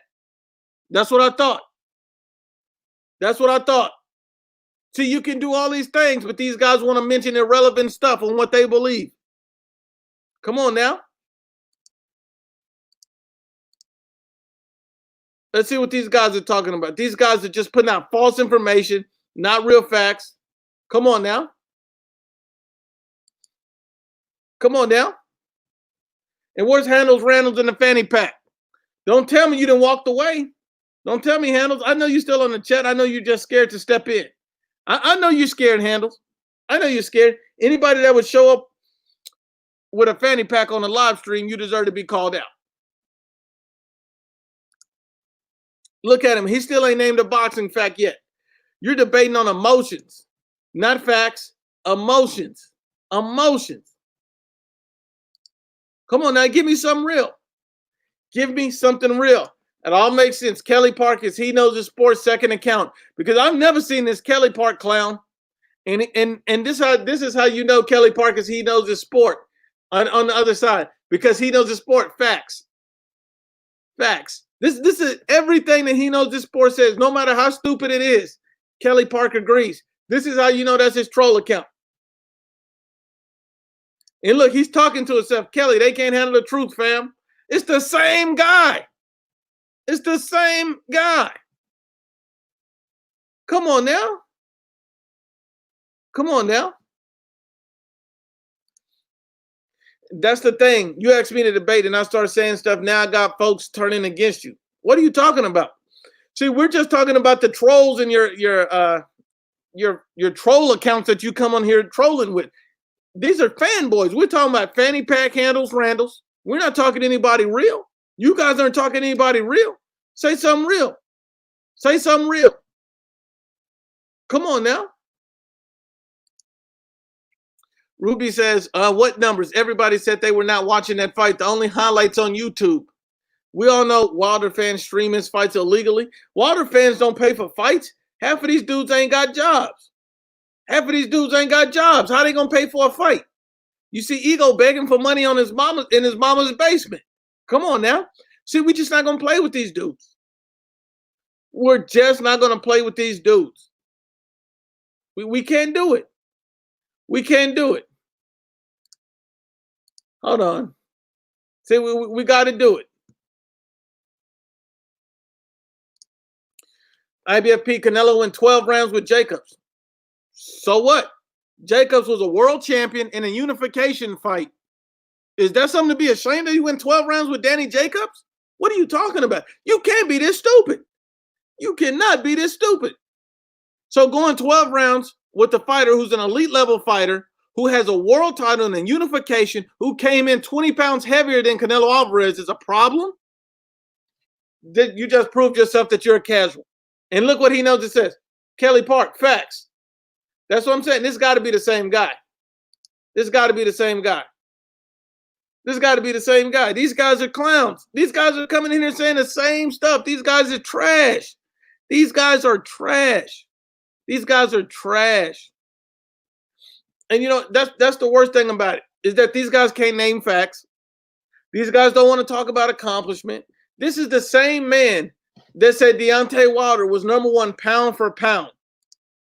He knows his sport, said Deontay Wilder is pound for pound. He's the same guy that said that Canelo Alvarez is ducking Jamal Charlo. He said Canelo is ducking Jamal Charlo. Why is Canelo Alvarez ducking a tune-up fighter? Come on now.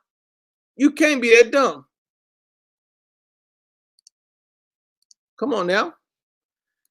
Absolutely right, King. He said Jacobs broke the knockout streak for Triple G. Jacobs is a good fighter. Not only is he a good fighter, he's a top-level elite fighter at 160. He's proven to be in there. He beat Sergey Deverenchenko. Come on now. Most people had him beating Triple G that fight. Let's just not play. Come on now. See, we're just going to give you facts, but these guys don't want the facts. These guys don't want the truth. Come on now. These guys do not want the truth. Hold on. Intangible boxers speaking nothing but facts. And nothing but facts. Intangible boxers speaking nothing but facts. And that's all we're going to go off. Because these fanboys don't want the truth. They don't want what's real. They don't want what's raw. You know, he knows the sports is trash. Randalls is trash. Okay, let's see what he says. He says, he knows the sports says Canelo has ducked Callum Smith, David Benavidez, Jamal Charlo, Demetrius Andre, Archer Beterbiev, Dimitri Bivol. Explain that. If Jamal is a tune-up, why duck him for 4 years? First of all, let's get a few things right. And so I'm finna debunk this, and we finna just prove that he knows the sports are casual. One, Canelo Alvarez does not campaign at 175 pounds, you idiot. He was taking a one-off fight with Sergey Kovalev. So how can he duck Archer Beterbiev? That makes no sense. You sound stupid. How is he ducking Dimitri Bivol when he's taking a one-off fight at 175? That's stupid. How is he ducking David Benavidez and Jamal Charlo when they don't let their fighters cross the street? That's stupid. How is he ducking Callum Smith when he's been fighting at 160? That's stupid. Come on now, you got to open your eyes. This guy is one of the biggest casuals there is. And you know what's worse? This is the same guy. This is the same guy that said Deontay Wilder's #1 pound for pound. That just proves he don't know anything about boxing. He don't know anything about boxing. Jamal Charlo was never mandated to fight Canelo Alvarez. Jamal Charlo and Triple G were mandated to fight each other. See, that's the problem when these dudes don't have their facts right. Jamal Charlo was never mandated to fight Canelo Alvarez, but Canelo Alvarez is the best at 160. He fought the best and most credible fighters. These dudes don't want the truth. These dudes don't want the truth. How's Canelo Alvarez ducking everybody but fighting the best fight after fight after fight after fight after fight? Come on now. Canelo just fought Sergey Kovalev. He fought Danny Jacobs. He fought Triple G. So what happens when he fights one of these guys next? And then you're going to say, oh, he's ducking somebody else. See, according to you, no matter who Canelo fights, he's ducking somebody. You're an absolute clown. And you come with a biased narrative to support Errol Spence. That's what it is. And you're the same guy that said Errol Spence stopped Canelo Alvarez late in the fight. You're the same guy who said that. You said that Errol Spence stops Canelo Alvarez late in the fight. Don't act like you didn't say it, because I know you did. We got the proof. It's on record. And I told you that Canelo stopped Spence early.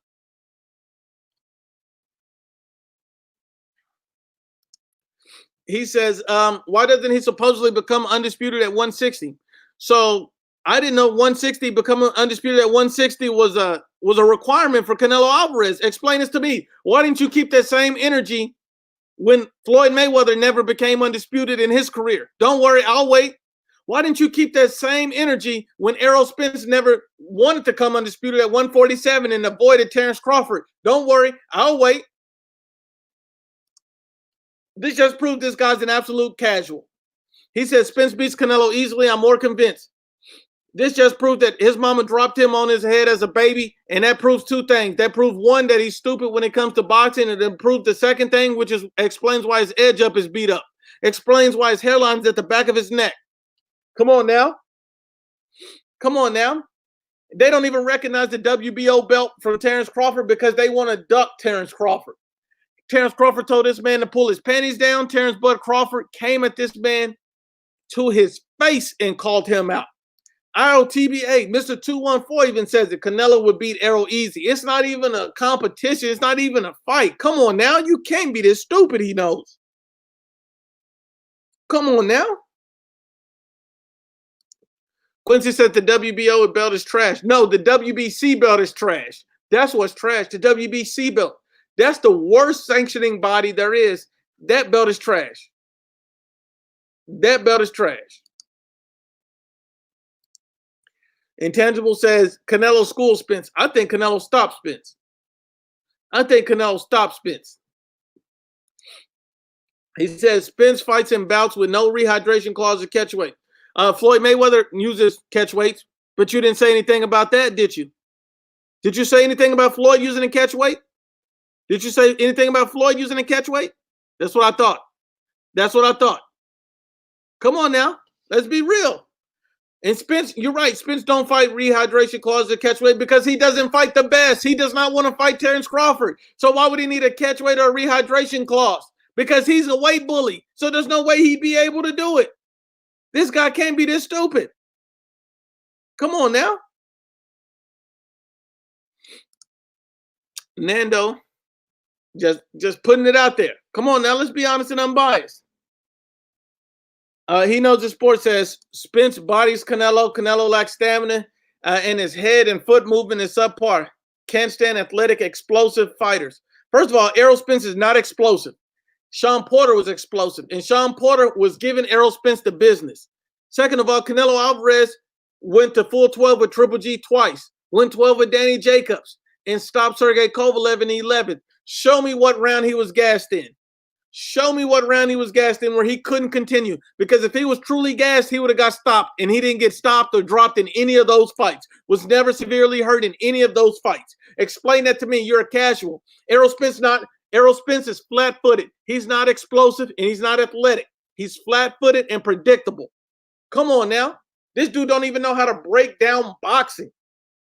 Break down boxing.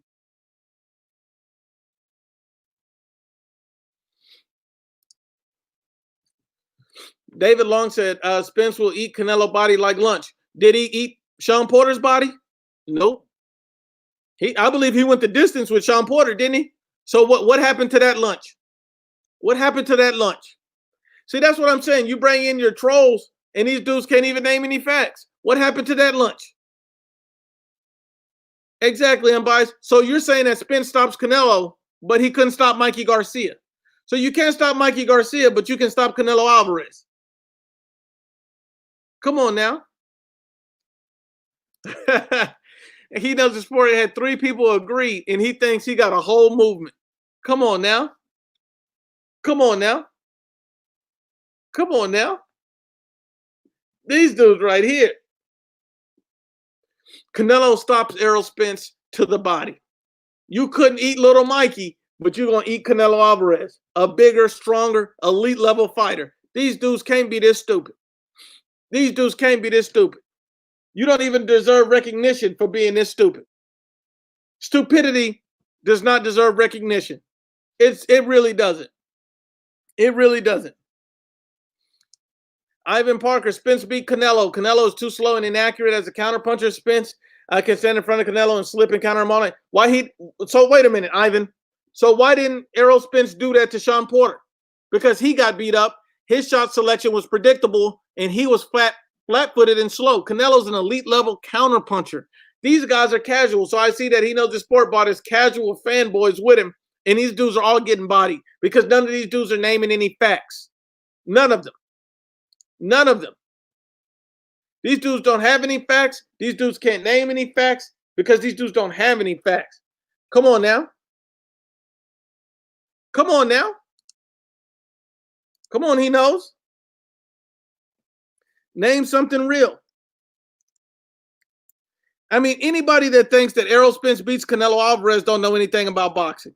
If you think that Errol Spence can even go to the 12 rounds with Canelo Alvarez, you don't know anything about boxing. That's the absolute truth. That's the absolute truth. Because at the end of the day, Canelo Alvarez is an elite level proven fighter. He has an elite level chin. He's an elite level counterpuncher. And Errol Spence Jr. couldn't even stop a little Mikey Garcia moving up 2 weight classes. What are we talking about? Why would you even mention Errol Spence in the same sentence as Canelo Alvarez? That makes no sense. That makes no sense. That makes no sense. That makes no sense. That makes 0 sense. These dudes don't want the truth. These dudes don't want the truth. These dudes don't want the truth. Salute to Speak Your Mind Sports Talk. Now, Speak Your Mind Sports Talk says, hold up, we got a real one. We got a real one. We got a real one in the building.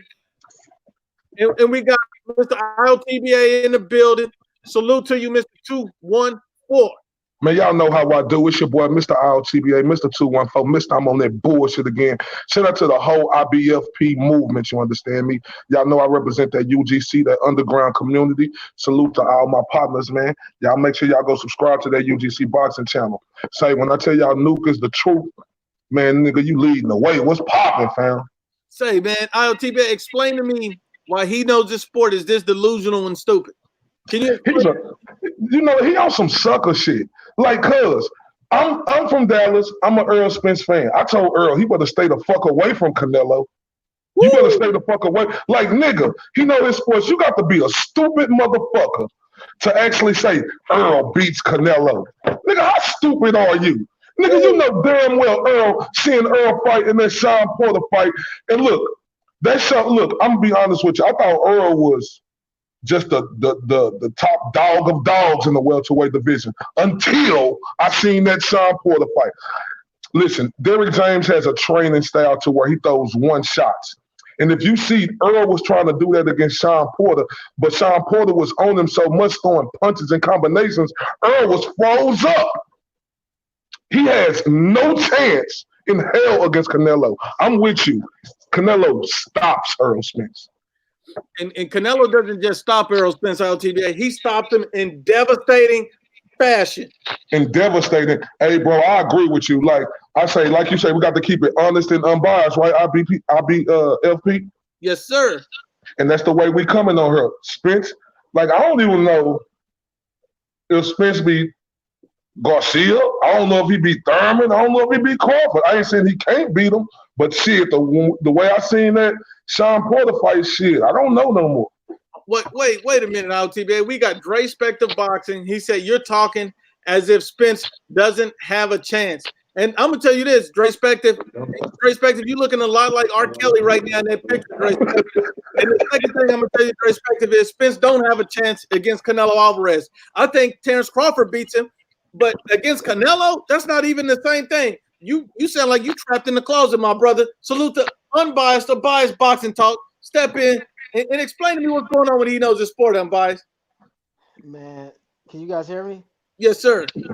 Man, he knows his sports is a damn casual, bro. We all know that, man. This dude, he got posters of Spence and shit. Listen, Spence got no chance versus Canelo Alvarez, bro. Like zero chance. You know what I mean? LTBA pretty much just broke it down. I mean, some dude in the chat said that he's gonna slip and counter Canelo. You mean Canelo's gonna slip and counter Spence? That's what you meant to say. You got it fucked up.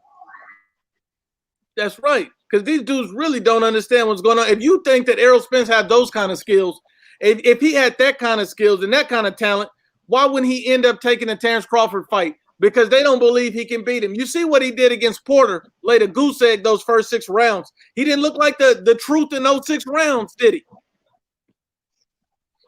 Those first 6 rounds look real suspect. Go ask Keith Thurman who won those first 6 rounds. It's like they didn't watch. It's like they didn't watch the Kell Brook fight. Was he slipping in that fight? Woo! He was getting pieced up. Sean Porter pieced him up. You know what I'm saying? Like, dude gets pieced up a lot. I mean, his head movement, lateral movement is not good. It's not that good. You know what I'm saying? I've always had Crawford beating Spence. Porter fight, you know what I'm saying, just pretty much showed the flaws even more. So, I mean, come on now. Canelo Alvarez. Now, let me ask you this. Let me ask you guys this. Why are they talking about Deontay Wilder's #1 pound for pound? Why are they commending this dude for beating up on the old man and Luis Ortiz? Don't want to give Canelo any credit for Sergey Kovalev. And here's the kicker of all. They saluting and bigging up a guy who come out here looking like Captain Crunch. So you think Captain Crunch is #1 pound for pound? You think Captain Crunch beating up an old Ortiz is worth being #1 pound for pound? What do you guys think on that? Hey, IBF, you said it in your video this morning. Great video, as I could say. You said, why the fuck is everybody giving, and I'm not saying Luis Ortiz ain't no good fighter, but this ain't no fucking champion that Deontay Wilder done beat. And this is my thing right here, Luke. They should up here and talk about Deontay Wilder. I mean, this dude have almost been champion for 5 years, and he has 1 fucking belt. And you telling me that clarifies him as the #1 pound for pound fighter in the world? That's right. Hell no. And who did Luis Ortiz beat? You know what I'm saying? People are sitting here his best acting. opponent is Bryant Jennings. Exactly. People are sitting here acting like Deontay Wilder's resume deserves pound for pound anything. He shouldn't even be on the fucking. He should be at number 99. Like, his resume is trash. Man. It's trash. And these dudes are out here trying to say he's the modern day Muhammad Ali. Do you understand how fucking disrespectful that is to Muhammad Ali? Ooh. Muhammad Ali beat 5 times the rated opponents that Deontay Wilder has beaten. Okay. When Wilder has had 43 fights, he has only faced 6 rated opponents. Okay. And that's counting rematches. Okay. I don't fucking understand what the hype is with this dude. He's he's an all-time great puncher. What else? He's a good heavyweight. He's a champion. I don't understand. What he knows his sports need to do, you need to get off your knees sucking off Errol Spence so much and let the truth come to the power and the power come to the truth. This dude he knows his sports. Listen, this dude's still talking about the Floyd fight versus a green Canelo. Like, come on, bro. Canelo is not the version of Canelo that he is today. I hope you guys are putting that in perspective too. And Errol Spence does not that you're talking about.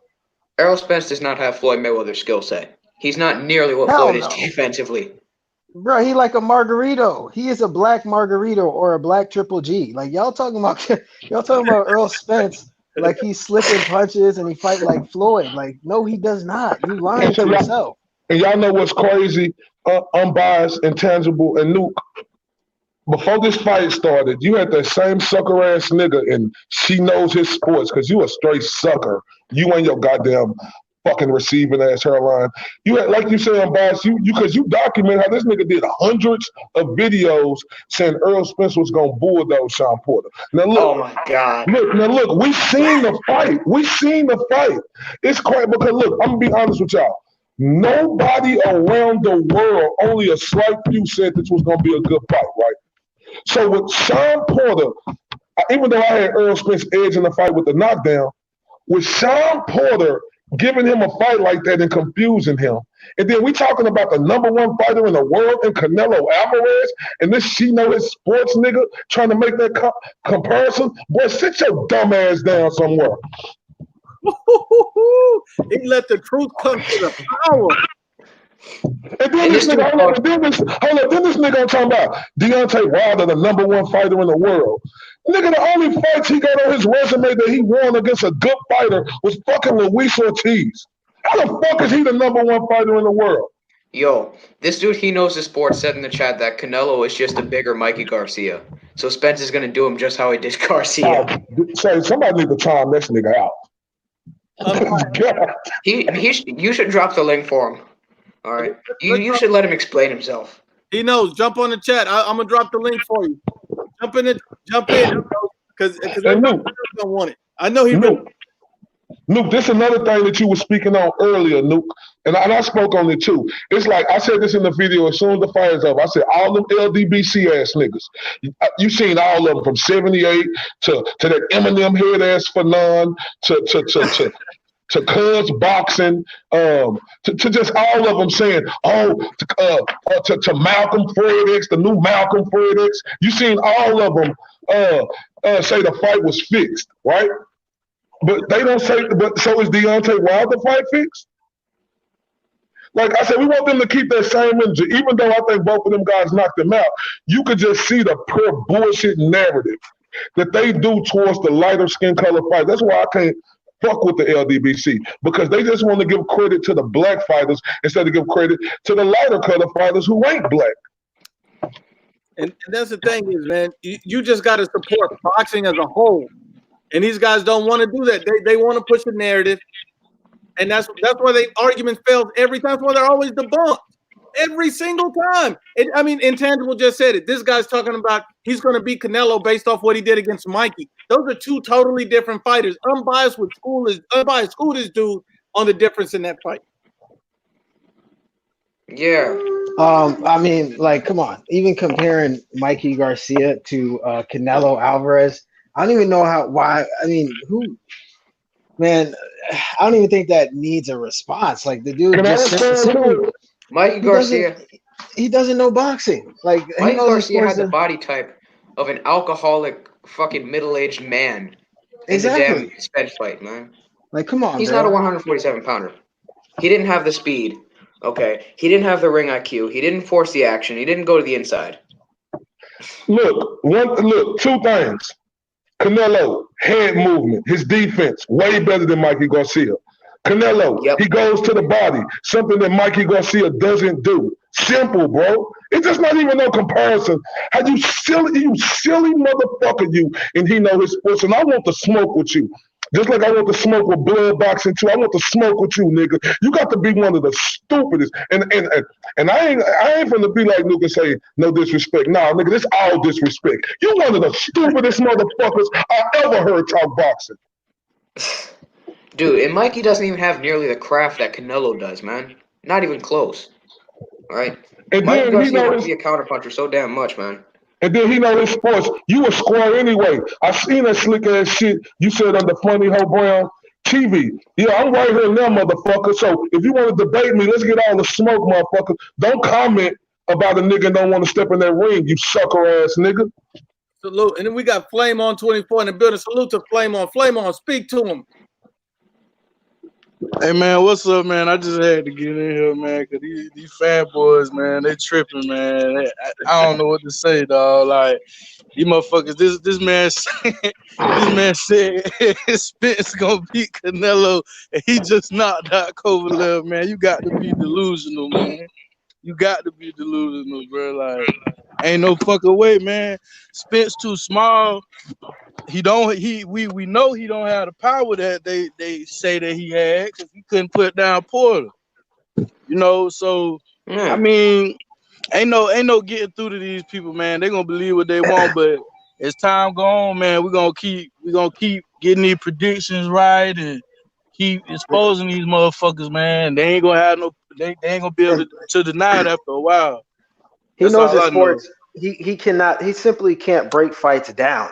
Like if you are comparing Canelo Alvarez to Mikey Garcia, then you don't know what you're watching. Like you are a casual.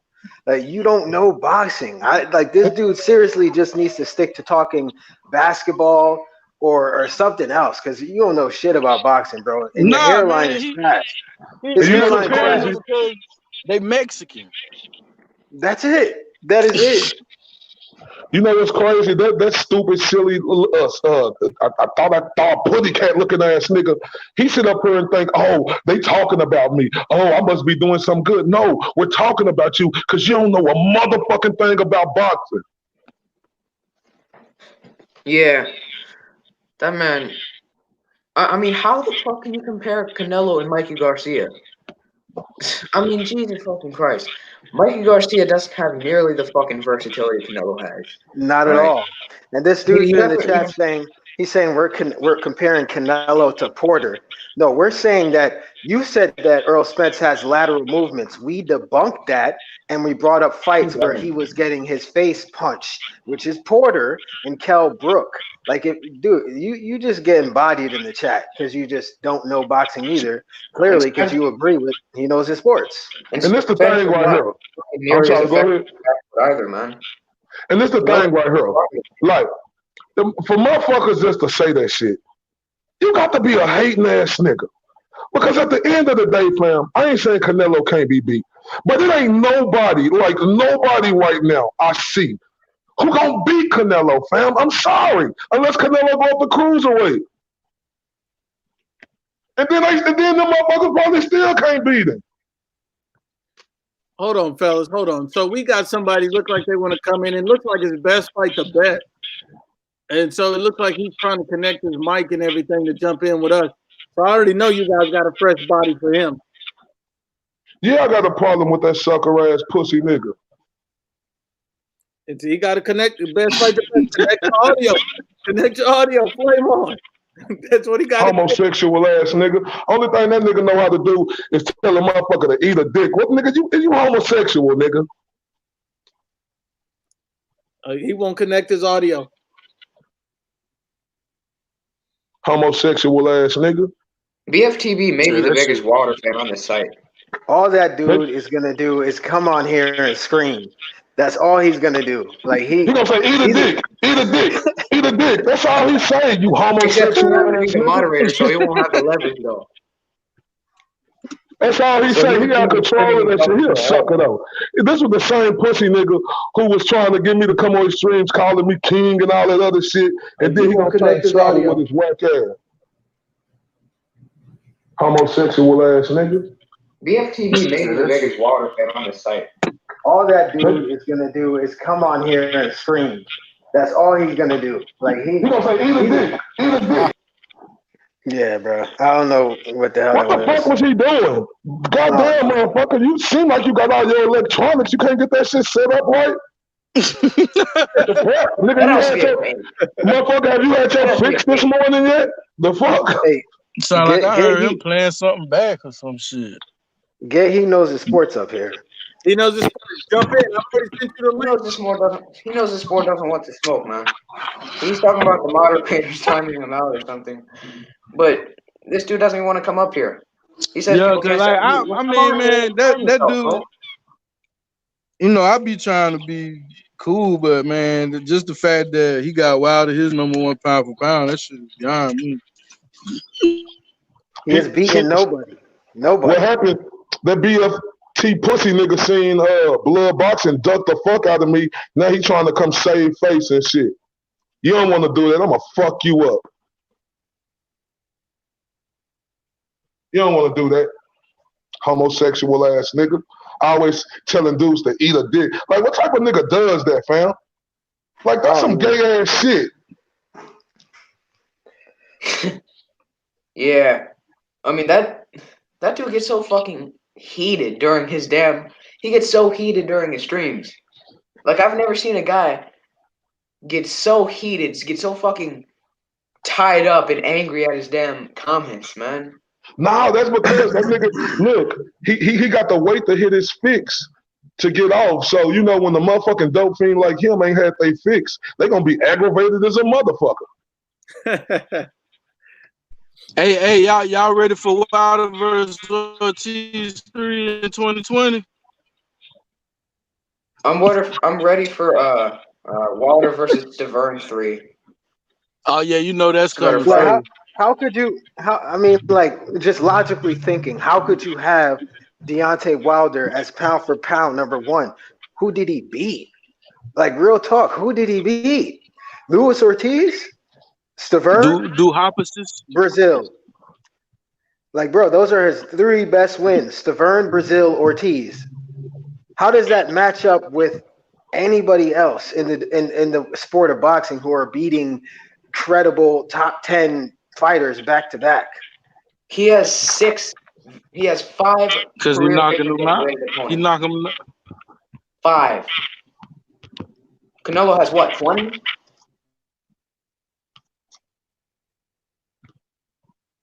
Bro, his career is low-key a joke.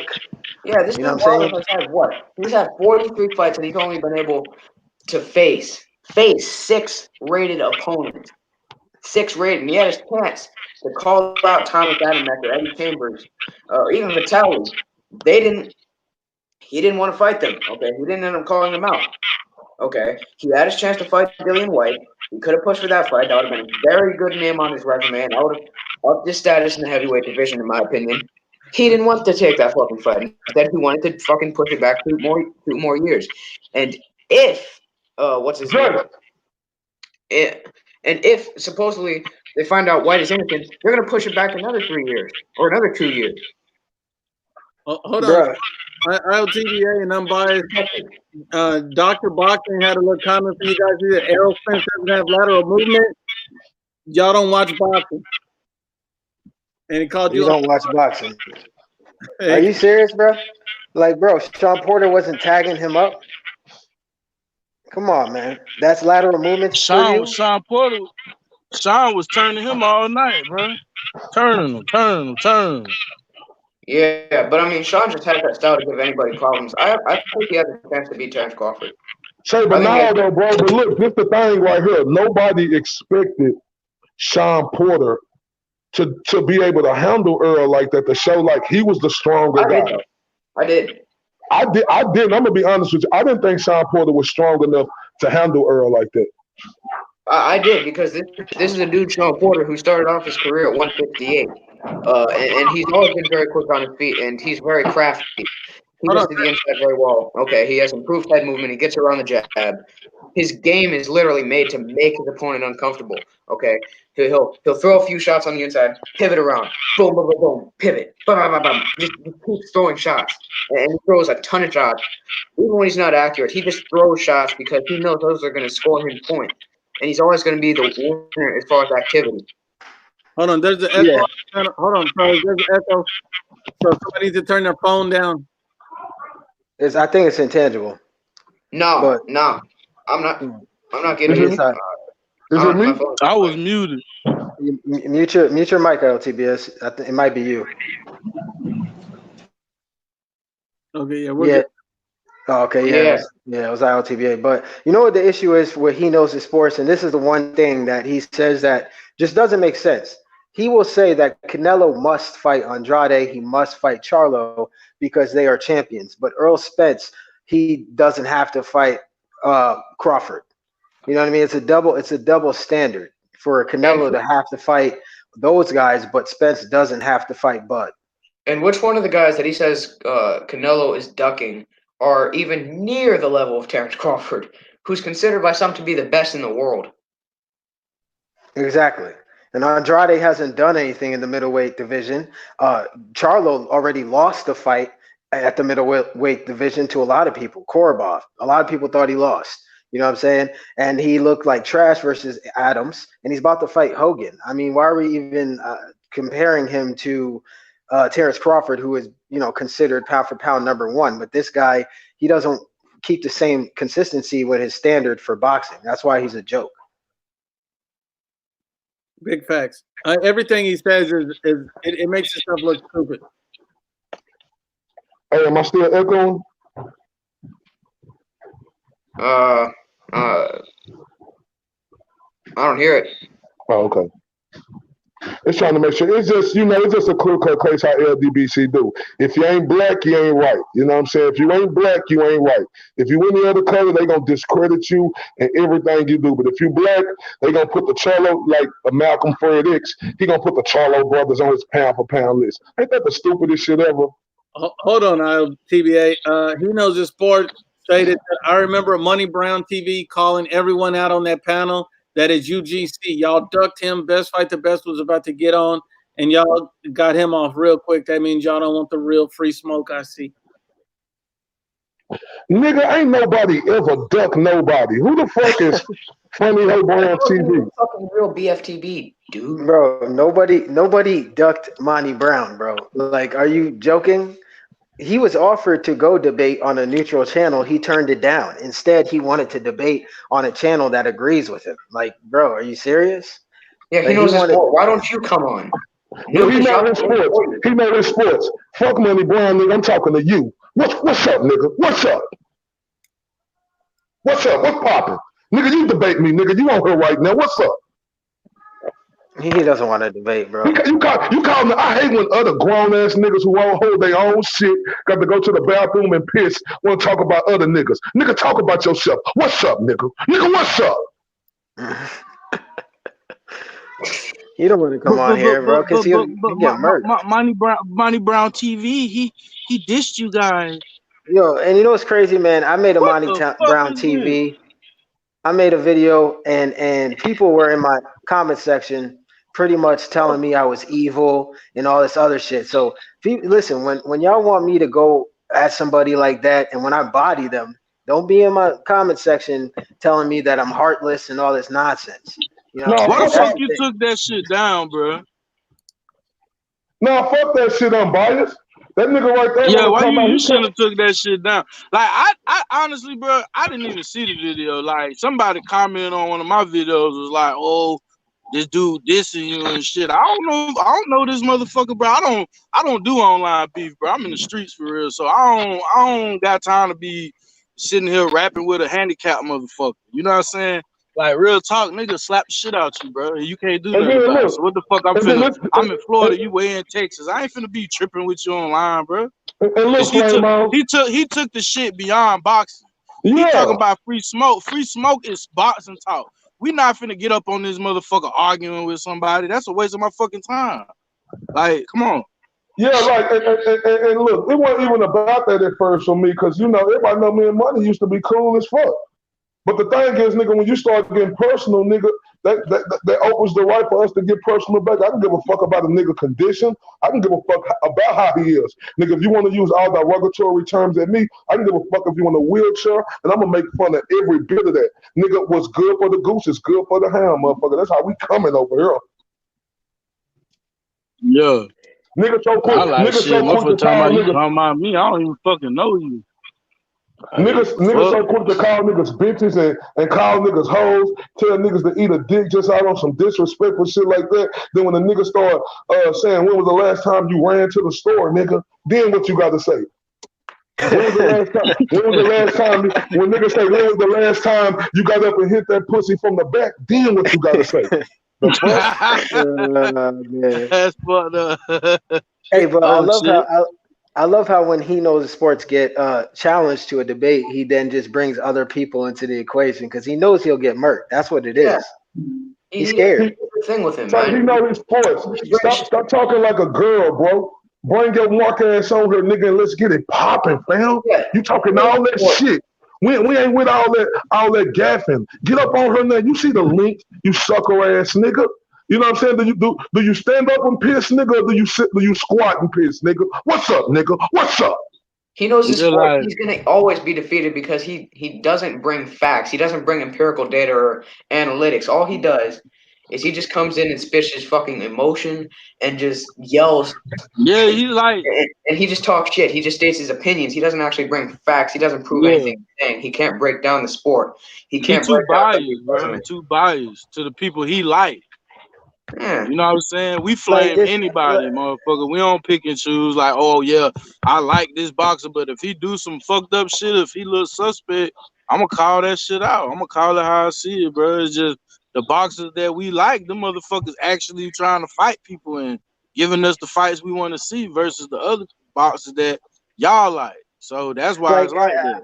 I just don't get it. Like he's saying, oh well, if now he's saying Canelo is going to lose to Spence because of stamina. Well, why didn't he lose to Jacobs because of stamina? Why didn't he lose to Triple G in the rematch because of stamina? Like, bro, I mean, you could be high on Spence all you want, but Jacobs has a better resume than Errol Spence. Yeah. And if you want to lose. be technical, you can even say Kovalev, because shit, he had to chase Kovalev down the whole fight, and he didn't get tired. And he had 75 doing that. So how the fuck a little motherfucker gonna come up and beat Canelo? What, he gonna walk Canelo down? Like, if you gonna say Spence can beat him based on what? Okay, like if they was fighting at 47, maybe I would give Spence a chance. But at 160, nigga, he will get killed, bro. He will get fucked over, bro. Hold on, fellas. We got Dre Spector Boxing in the building, Mr. R. Kelly himself. And I know he got a lot to say about this Errol Spence situation in Canelo. Dre, the floor is yours. Yeah, what's up? Hey, I ain't coming over here to, to begin y'all personal beef, man, whatever y'all got going on. I'm just gonna give y'all a couple different perspectives, because the way y'all talking is that Errol Spence don't have a chance with Canelo. Every boxer got a chance. You know what I mean? Every boxer can adapt, can come up with a game plan, to fight another boxer. But y'all are simply making it seem as if the one boxer is just gonna dominate. Canelo don't dominate, man. Listen, bro, you talking about a fighter moving up the 2 weight classes at a class he never fought at, bro. We never seen Spence at 160. I'm not saying that he might not have, that he won't have problems. Bro, okay, I just got one question. I just got one question for you. When has Errol Spence dominate or fought a fighter on the caliber of a Canelo Alvarez? Like who is that? And the thing of it is, that's what's left to be seen. The same thing, like, I didn't sit up there and say that. Well, I can give you examples out of the water. But I can give you examples. I can give you examples of Canelo fighting fighters that are better than Spence. I could do that for you, and he beats them. And I can give you example of Canelo getting beat by Mayweather, getting beat by Lara. Mayweather's better than talking about him getting beat by nobody. We talking about fighters he done beat. But okay, let me holler at you real quick. Yeah, hold on. Okay, this Mr. RTB. Let me holler at you. You said, hold on, brother. My name is Dre Spector, bro. Man, get off the gas. Look, okay, Dre Spector. Okay, Dre Spector. Okay, damn. Listen, you said every fighter has a puncher's chance. Well, that's easy to say. Hold on. Just like Ocampo had a puncher's chance against Errol Spence, huh? It's easy to say every fighter's got a puncher's chance, but it's hard for you to look at Canelo and look at who he really is and look at Errol Spence of who he really is, a 147-pound fighter, and no, it's dimensions, not even close to Canelo. Okay, but when you look at it, I done seen you analyze his fights enough. But when you look at Errol Spence's fight, don't you see how he adjusts and adapts in a lot of different fights? He has not fought the same fight twice. He has not fought the same fight twice. What? He fight the same way to me. Oh, I'm done. Hey, I'm done, bro. I'm done with that. The only fight that he fought different was against the Mikey Garcia, a fighter who was 2 weight classes below him. He boxed him. I didn't understand that. Hold on, everybody. I'm gonna let Dre say his whole point out. I don't want anybody interrupting. Dre, finish your point, because I really want you to make your point, because what I'm hearing is it just don't make sense. But I want you to finish your point uninterrupted. Speak freely. The only thing I'm saying is that the guy, I didn't say he has a puncher's chance. I said that he could come up with a game plan to neutralize what Canelo tries to do. And then Canelo going up to 175, dropping back down to 160. That's not going to be easy for Canelo, for any fighter that he has to fight. That guy gets comfortable at those heavier weights, because that's how he never was able to come back down to 147. He was never able to come back down to 154. He was naturally big to start with. And we talked about this the other day when I said he started at 147. That guy was weight bullying everybody. He was walking around at 180, 190. You know what I mean? He started at 140, actually. Yeah, Okay, he started yeah, at 140 as a teenager. yeah, when he was probably about 15 in Mexico. I don't know nothing about those fights. You know, they erase all the history on that. But what I'm saying is, when I started watching him, he was campaigning at 147. Then he went up to 154. He fought the catchweight with Mayweather too soon, and he got schooled.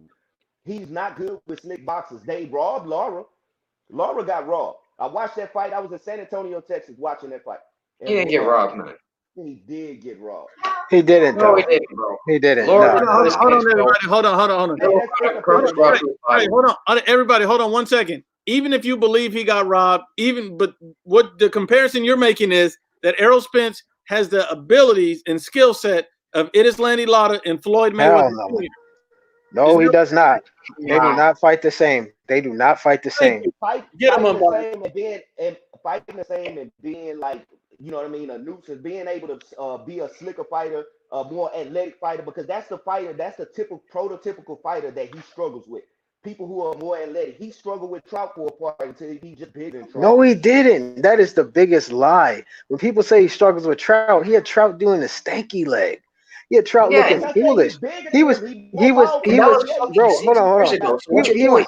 Hold on. He was showboating against Trout, like being slick in there. The dude, you saying he can't. You're saying he loses to slick fighters, but he was being slick against Trout and making him look stupid.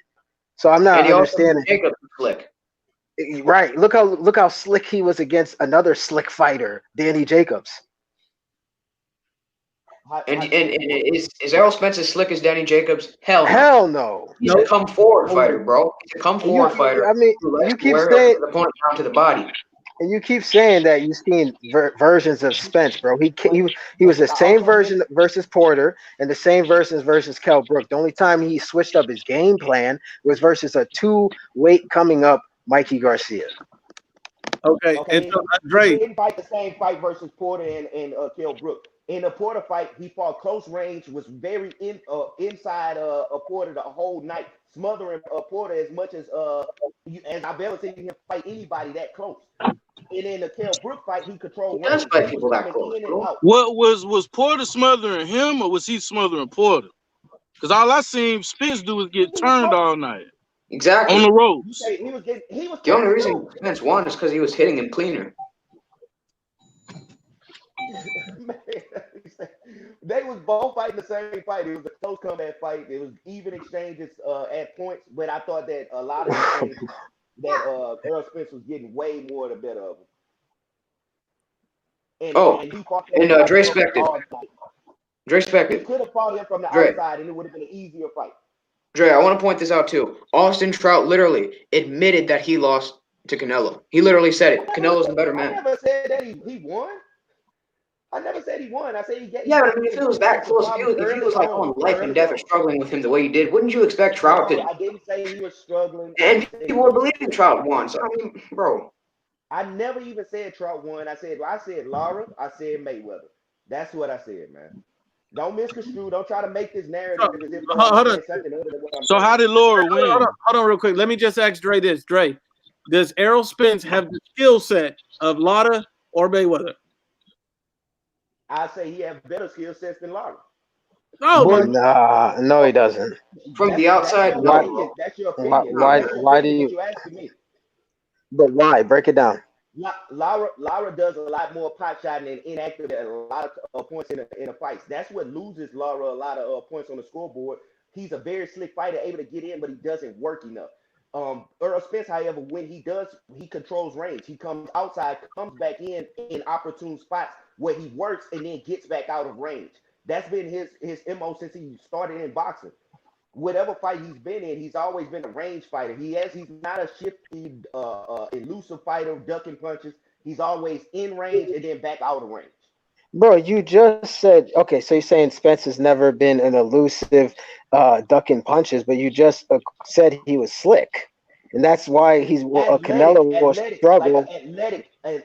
Like black athletic, slick fighters, however you want to call it, but it's athleticism. Bro, why does he stand up? Why does he stand up straight? His defense is a high guard. Like he hardly slips punches. He uses his high guard. Exactly. When you say why he's standing up straight, where is he standing up straight at? Out of range. No, in the Kell Brook fight. That's why he was repeatedly getting his face punched with right hands. And his defense is smothering his opponent's shots on the inside, bro. It's not fucking standing outside using his footwork and slipping shots, man. He like you said, he stays in the high guard, but he's out of range. He's at the end of that punch. He's not. Like, so then why are you trying to compare a matchup between he and Canelo to Canelo and Lara?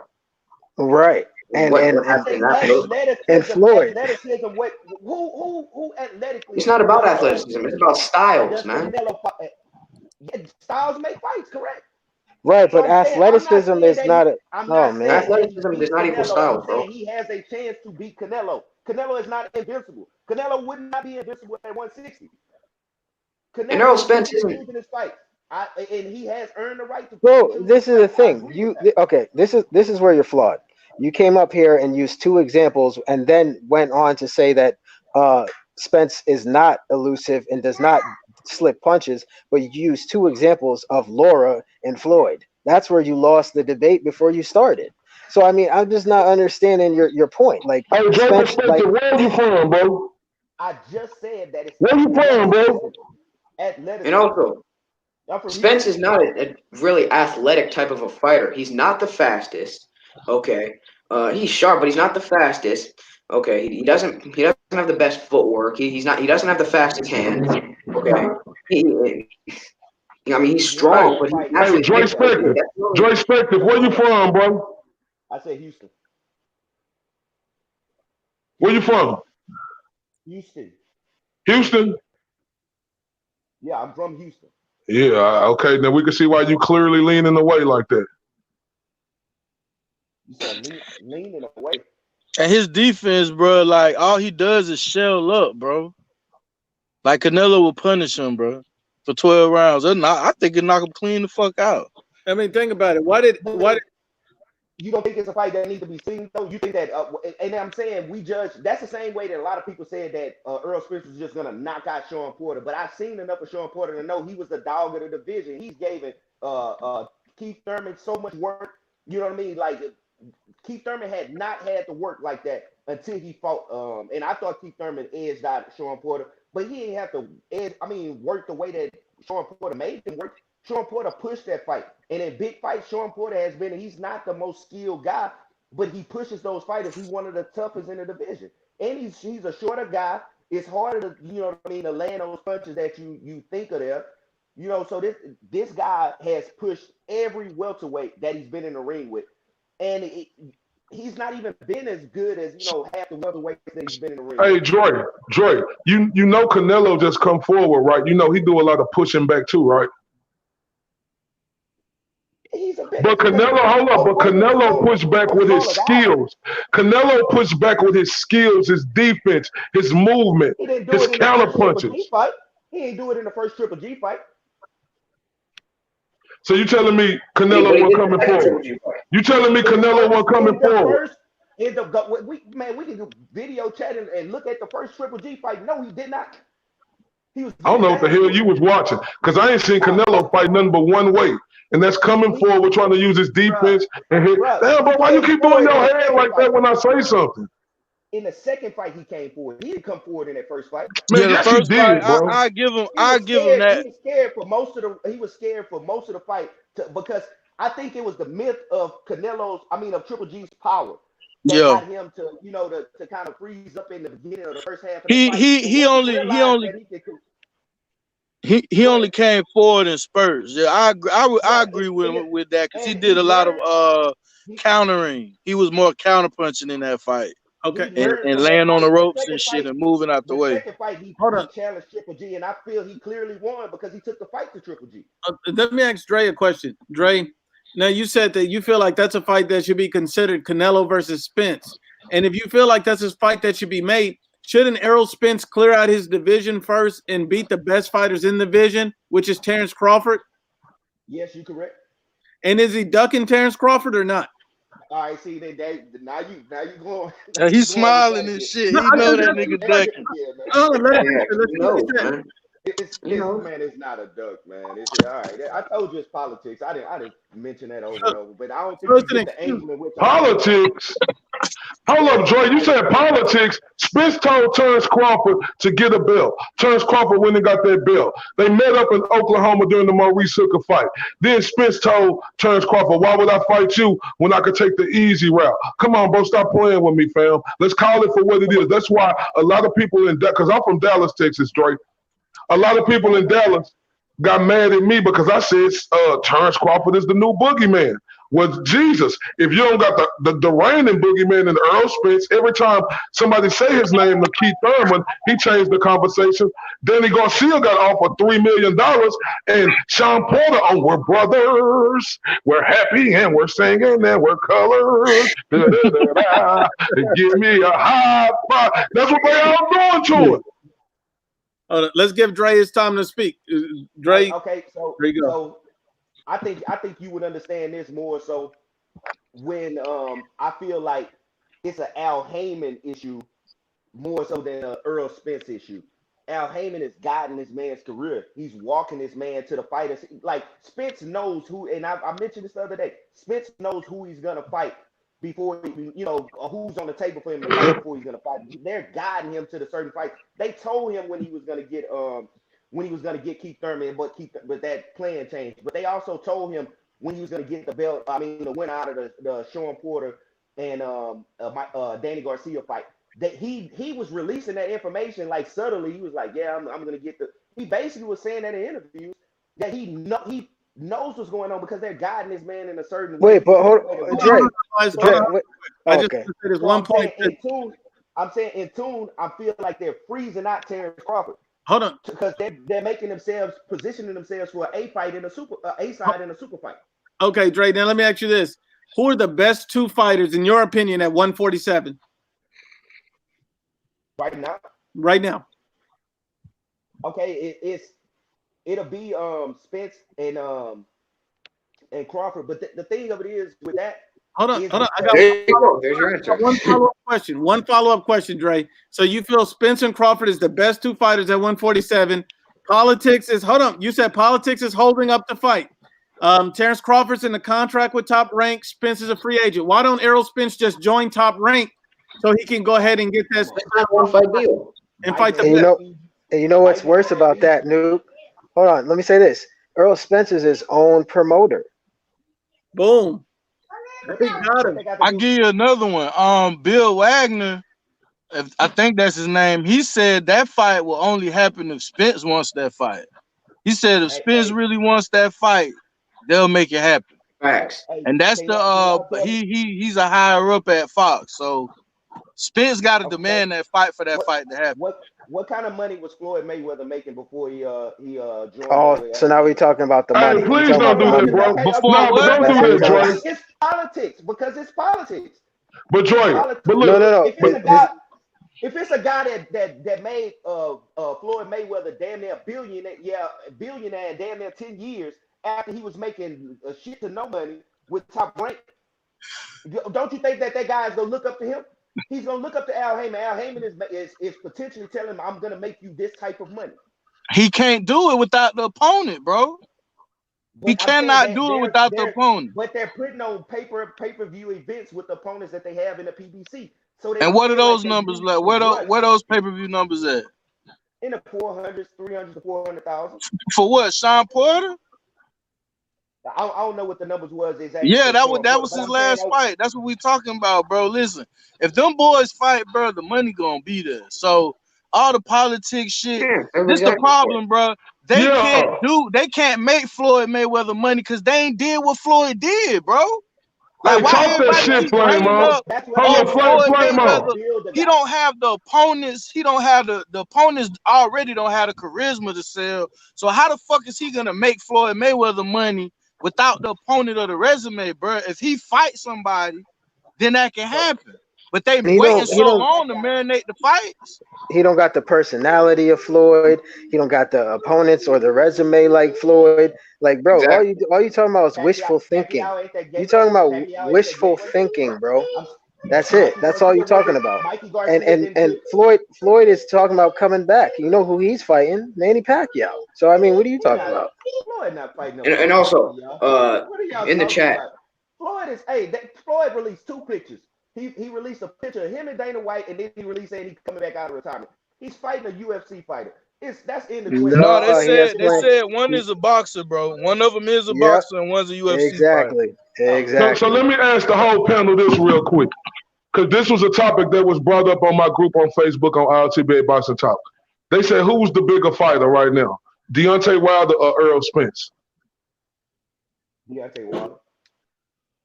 Huh? Well, Errol Spence. I'm going with Errol Spence. I have to say Errol Spence too.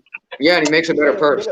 You saying what in the media, or I'm saying around the world, casual fans are gonna know Everything, bro. Bro, people was talking about Errol Spence way more than they was talking about Deontay Wilder, because Deontay Wilder wouldn't do the necessary steps it take or actually try to make the moves to make himself that guy. Stop it, Dre. Yeah, at least Errol Spence fights rated opponents, bro. Wilder doesn't. Man, I'm just saying. I gotta be honest, bro. It's Wilder, bro. How Flame on how? Go to his Instagram and go. No, I understand. Instagram. No, and look, you made a great point. That's what the dude gonna pull up. Talking about look at his Instagram and look at Earl. That don't mean shit to me. Earl was on 2 pay-per-views way before Deontay Wilder was. And this pay-per-view, we don't even know how the fuck it's gonna do. That's the point, though. Spence had a dance partner, bro. Y'all can't act like if Wilder ain't getting no pay-per-view with a Mexican, he wouldn't be big. Flame. Who fault is that? Man, that's the promoter. Who fault is that, Flame on? I'ma say Wilder, bro. I'm sorry. I ain't saying No. You said Wilder didn't have a dance party. I'm saying who fault is that he didn't have a dance party? Oh yeah. You talking about the AJ shit? That's his fault. But so hey, that's what I'm saying. So till this day, Deontay Wilder is in a position of where he at because of him. Till this day. That's true. But Spence, he was blessed enough to have a dancing partner on the same side of the street as him. But at the same time, the motherfucker, they brought up a goddamn lightweight to fight him and make him popular as he is. Deontay ain't fighting no fucking cruiserweights, bro. Hey, Mikey Garcia bet on himself. He lost, but he bet on himself. Let me ask Dre something. Hey, Dre, will Spence be the A side towards Canelo? Hell no. Come on, hey, he ain't that casual. Man, come on, bro. All right, I was just checking the temperature because I don't know. Say, you know who gonna say he the A side? That sucker. He know his sport. Exactly. I told on the chat a while ago. I said respect to Dre for getting on her and speaking his piece. Unlike that sucker, he know his sports. Who scared shitless because IBF got him scared shitless to get on her. Say IBF, you got niggas nervous to get on her with you, boy. Say, man, he knows his sport. Don't want to talk facts. I respect Dre. Even though he looked like R. Kelly, I respect him. Just make sure you wash your hands, Dre. Other than that, we straight, man. I wish. Now, Dre, let me ask you about Deontay. No. Now, do you think Deontay Wilder should get full credit for the Luis Ortiz fight? Should that make him a top fighter in the heavyweight division? Who's the best heavyweight right now in the division? And I've told you this the other day. I told you Deontay Wilder is the best heavyweight, and it's only because of his power, man. It's not he's dangerously, relying on that power too much. He's gonna end up losing if he does what he does in the Ortiz fight. You cannot sit there and wait for that opportunity to present itself. If that opportunity fuck around and don't present itself, you in trouble. You know what I mean? Can I ask you one more question? So if Andy Ruiz beat Anthony Joshua, who the A side, Deontay Wilder or Andy Ruiz? Deontay Wilder still. Man, stop it, bro. Stop, bro. I'm not that high on Anthony Joshua, though. No, I said, who is that? It don't matter if you high on him. He the cash king. He the one make the heavyweight division what it is, fam. I said if Andy Ruiz beats Anthony Joshua and it's Deontay Wilder or if it's Andy Ruiz versus Deontay Wilder, who is the A side? When they're gonna build that case that Deontay Wilder been a champion for so many years, they're gonna still make him the A side, bro. See, this is the thing right here. I'm glad you said that. I'm glad you said that, Dre, because it's a being the Pacquiao. I'm glad you said that, Dre, because it's a damn shame. This dude done been champion almost 5 years and never ever unified nothing. So that being champion 5 years don't mean shit to me. Exactly. Yeah, it's In definitely that Andy, time, there's bro. been no other champions though. And Wilder has faced It's 4 only rated been opponents. AJ and Klitschko. And Fury got stripped. So you know what I'm saying? I'm saying it's not been that opportunity. It hasn't really been in there. Hold on. I want to respond to Dre real quick. Dre, I'm gonna tell you this. Anthony Joshua has a better resume than Deontay Wilder, and he's already taken a loss. He has fought the better levels of competition, and the only reason he's taken a loss is because he's been fighting the best fighters each and every fight, unlike Deontay Wilder. Deontay Wilder would have fought Klitschko when he was 33-0 with 32 knockouts. He would have probably lost. Let's be real. That's why. Deontay Wilder resume is suspect. You fighting the dude's coming out of retirement home, and you claiming it as that, oh, well, because he got a right hand. Luis Ortiz was tired in that 7th round is why he saw the punch coming. If he was young and in shape, he would have got it. I feel that shit was fixed. It's just that he got confident and he opened himself up. Okay, he wasn't responsible. All right, bullshit. It was fixed. And it's ironic it happened in the 7th round. Fuck all that. That shit was fixed. And motherfucker had 9 seconds left and got knocked out. Come on, bro. Hold on. Let me speak to him about Deontay Wilder's right hand with the metal in his hand. Well, yeah, he's had a metal rod in his hand since his 7th pro fight. You know, he had to get surgery for it. He broke his hand, and he had a metal rod in his hand since then. So I mean, it's kind of shaky. I'm not just suspecting if his power came from that, but he's had metal in his hand since his 7th pro fight. So damn, how do they still let somebody box like that who got metal in their hand, fam? He cleared. So Dre, is that a little odd that, you know, do you think some of that crazy power could be coming from that metal in his hand? Because nobody else has metal in their hands. So do you think that's an unfair advantage possibly that Wilder might have against other boxers? Yeah, but they letting him fight.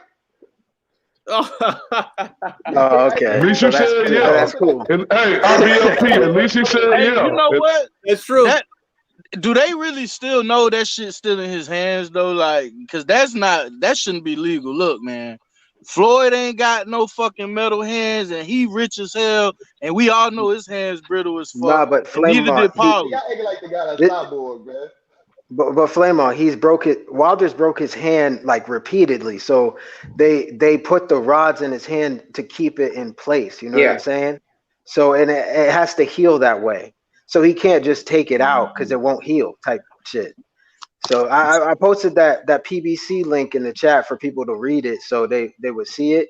But yeah, he's had that metal rod. He bent it in the Stavern fight. The first Stavern fight, he bent the metal rod in his fist. So he had to get that fixed. So I mean, and he also has metal pins to keep the metal rods in place. Unbiased. Has he ever knocked somebody out with his left? Unbiased, you made a great point, fam. Because everybody go back and think about that first Stavern fight. Wilder didn't knock him out. He didn't even come close to knocking him out that fight. Yeah.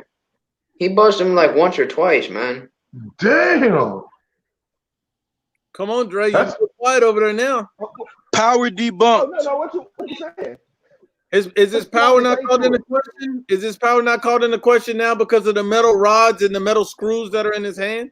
You don't find that a little suspect, Dre? I have no clue. They act like the guy's cyborg, man. I don't know what's going on. And I mean, the only why can't you just answer the question, Dre? Why you got that? Now hold up, Dre. Now you talking about political. Why you being political, fam? Why you can't just be real? Why you just can't be real and say a man with metal in his right hand, that's a clear advantage? Why you can't just say that? I've never, hey, look, y'all put this on me right now, Dave. I've never heard this. I never did my own research behind it. So how can I sit up there and make a judgmental call? Oh yeah, he got metal in his hand, and I go to look, and it's like 2 milligrams of fucking metal in his hand.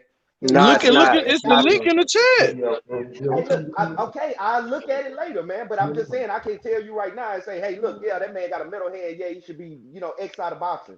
Hey, we got time, No, bro. I'm not Look at saying it, bro. that. We got time. But let me speak on that Andy Ruiz situation. I think he would be the A side to Deontay Wilder, and it's because he's the first Mexican heavyweight champion of the world. That matters, and that matters for marketing too. I mean, listen, this is why he's getting more money in the rematch versus AJ. He went on a whole tour. Like the Mexican president and the Mexican people, they are definitely gravitating towards him. He could be the next big Mexican star. And Deontay Wilder, unfortunately for him, has been a champion much longer for AJ, and AJ's done it in less time, and he's been a star in the heavyweight division. So Wilder was a B-side to him, and AJ is a known global star. Ruiz beat him once. If he beats him twice, he's going to get some of AJ's fan base, which will go to Ruiz, and that will make him the A-side versus Wilder. And I mean, Mexicans probably have the biggest hardcore market in boxing, aside from maybe the UK fans. You know, I was going to say UK big. he has better appeal than Wilder. Okay, but this is what I'm going to say though. I don't think that he beats AJ, and I think AJ will probably beat him this time. Do you think it'll be a third fight after that, or does AJ have to fight Wilder after that, or does the winner of that have to fight? No, we were saying if he beats AJ again. That's what we're talking about. Okay, so I'm saying if he does not beat AJ, do they need to fight a third fight? Does he have to immediately? Does AJ have to immediately jump Wilder? Put him back on the radar, or there's no rematch clause. Yeah, but AJ will probably end up fighting one of his man. It'll be a 1-to-1. You know what I mean? And I can make a case where Ruiz should get another chance. You know what I mean? So it's so much that went wrong by him losing to Ruiz in the first place. I'm gonna put it like this, Dre. If Ruiz beats AJ in this rematch, he's undoubtedly the A side to Deontay Wilder. It's not even close. Ruiz is. I think he's the A side right now. Yeah, he's already making more money than Deontay Wilder right now. Hey, Nuke, can I ask you a question, Nuke? Because I brought this up the other day. Haven't in 2 fights, Nuke, Andy Ruiz made more money than Deontay Wilder in his entire career? Oh, that's close. I don't know if he's made more, but I know it'd be a little close. I'm biased. You got the numbers on this? For what? Say that again. Say it again, TBA, about the financials. I said. Remember, I asked this the other day, Unbiased. Like in 2 fights, haven't Andy Ruiz made more money than Deontay Wilder in his entire career?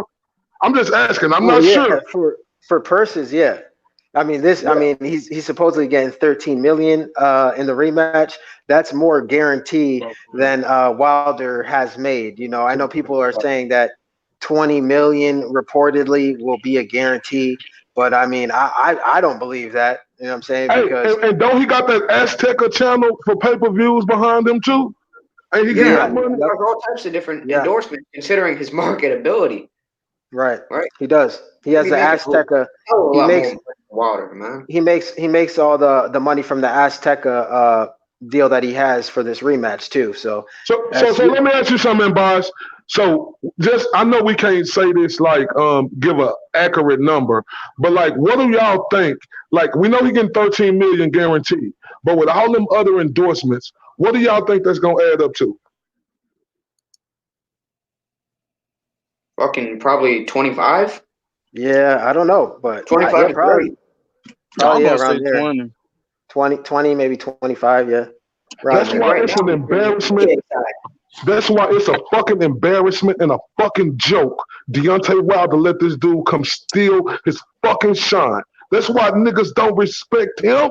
They always talk about the white man bringing the black man down. No, the white man was trying to put the money in the black man's pocket. And the nigga said, hell no. Hey, but Shelly Finkel was white. Shelly Finkel was white, right? And what did Shelly Finkel? Shelly Finkel told him, nah, you can't take that money. You know what I'm saying? I'm going to make you work. That's pretty much what he did. Now Deontay Wilder got to take the hard road, fight Ortiz. That's not really a hard fight, but to make money, I'm saying money-wise, that's a hard road he has to take. Hold on, Dre. I got to ask you one more question, Dre, because, I just like to get you on record of what you think about these situations. Has Deontay Wilder ducked Dillian White? Dillian White, man? Come on, man. See how these? See, you know what? He not in the You're just trying to conversation. reject it. You're not actually Sorry, trying to bring any why facts. in the conversation? Hey, Joy, I ain't trying to say you're a part of it, but say, Nuke, that's what pissed me off with these privileged ass Americans, fam. I ain't saying you're a part of it, Dre. So, but if the shoe fits, word. But that's what pissed me off with these privileged fucking Americans. Instead of telling the fucking truth and knowing what the truth is, they'll sit up and be like, "I don't know, I don't know." What?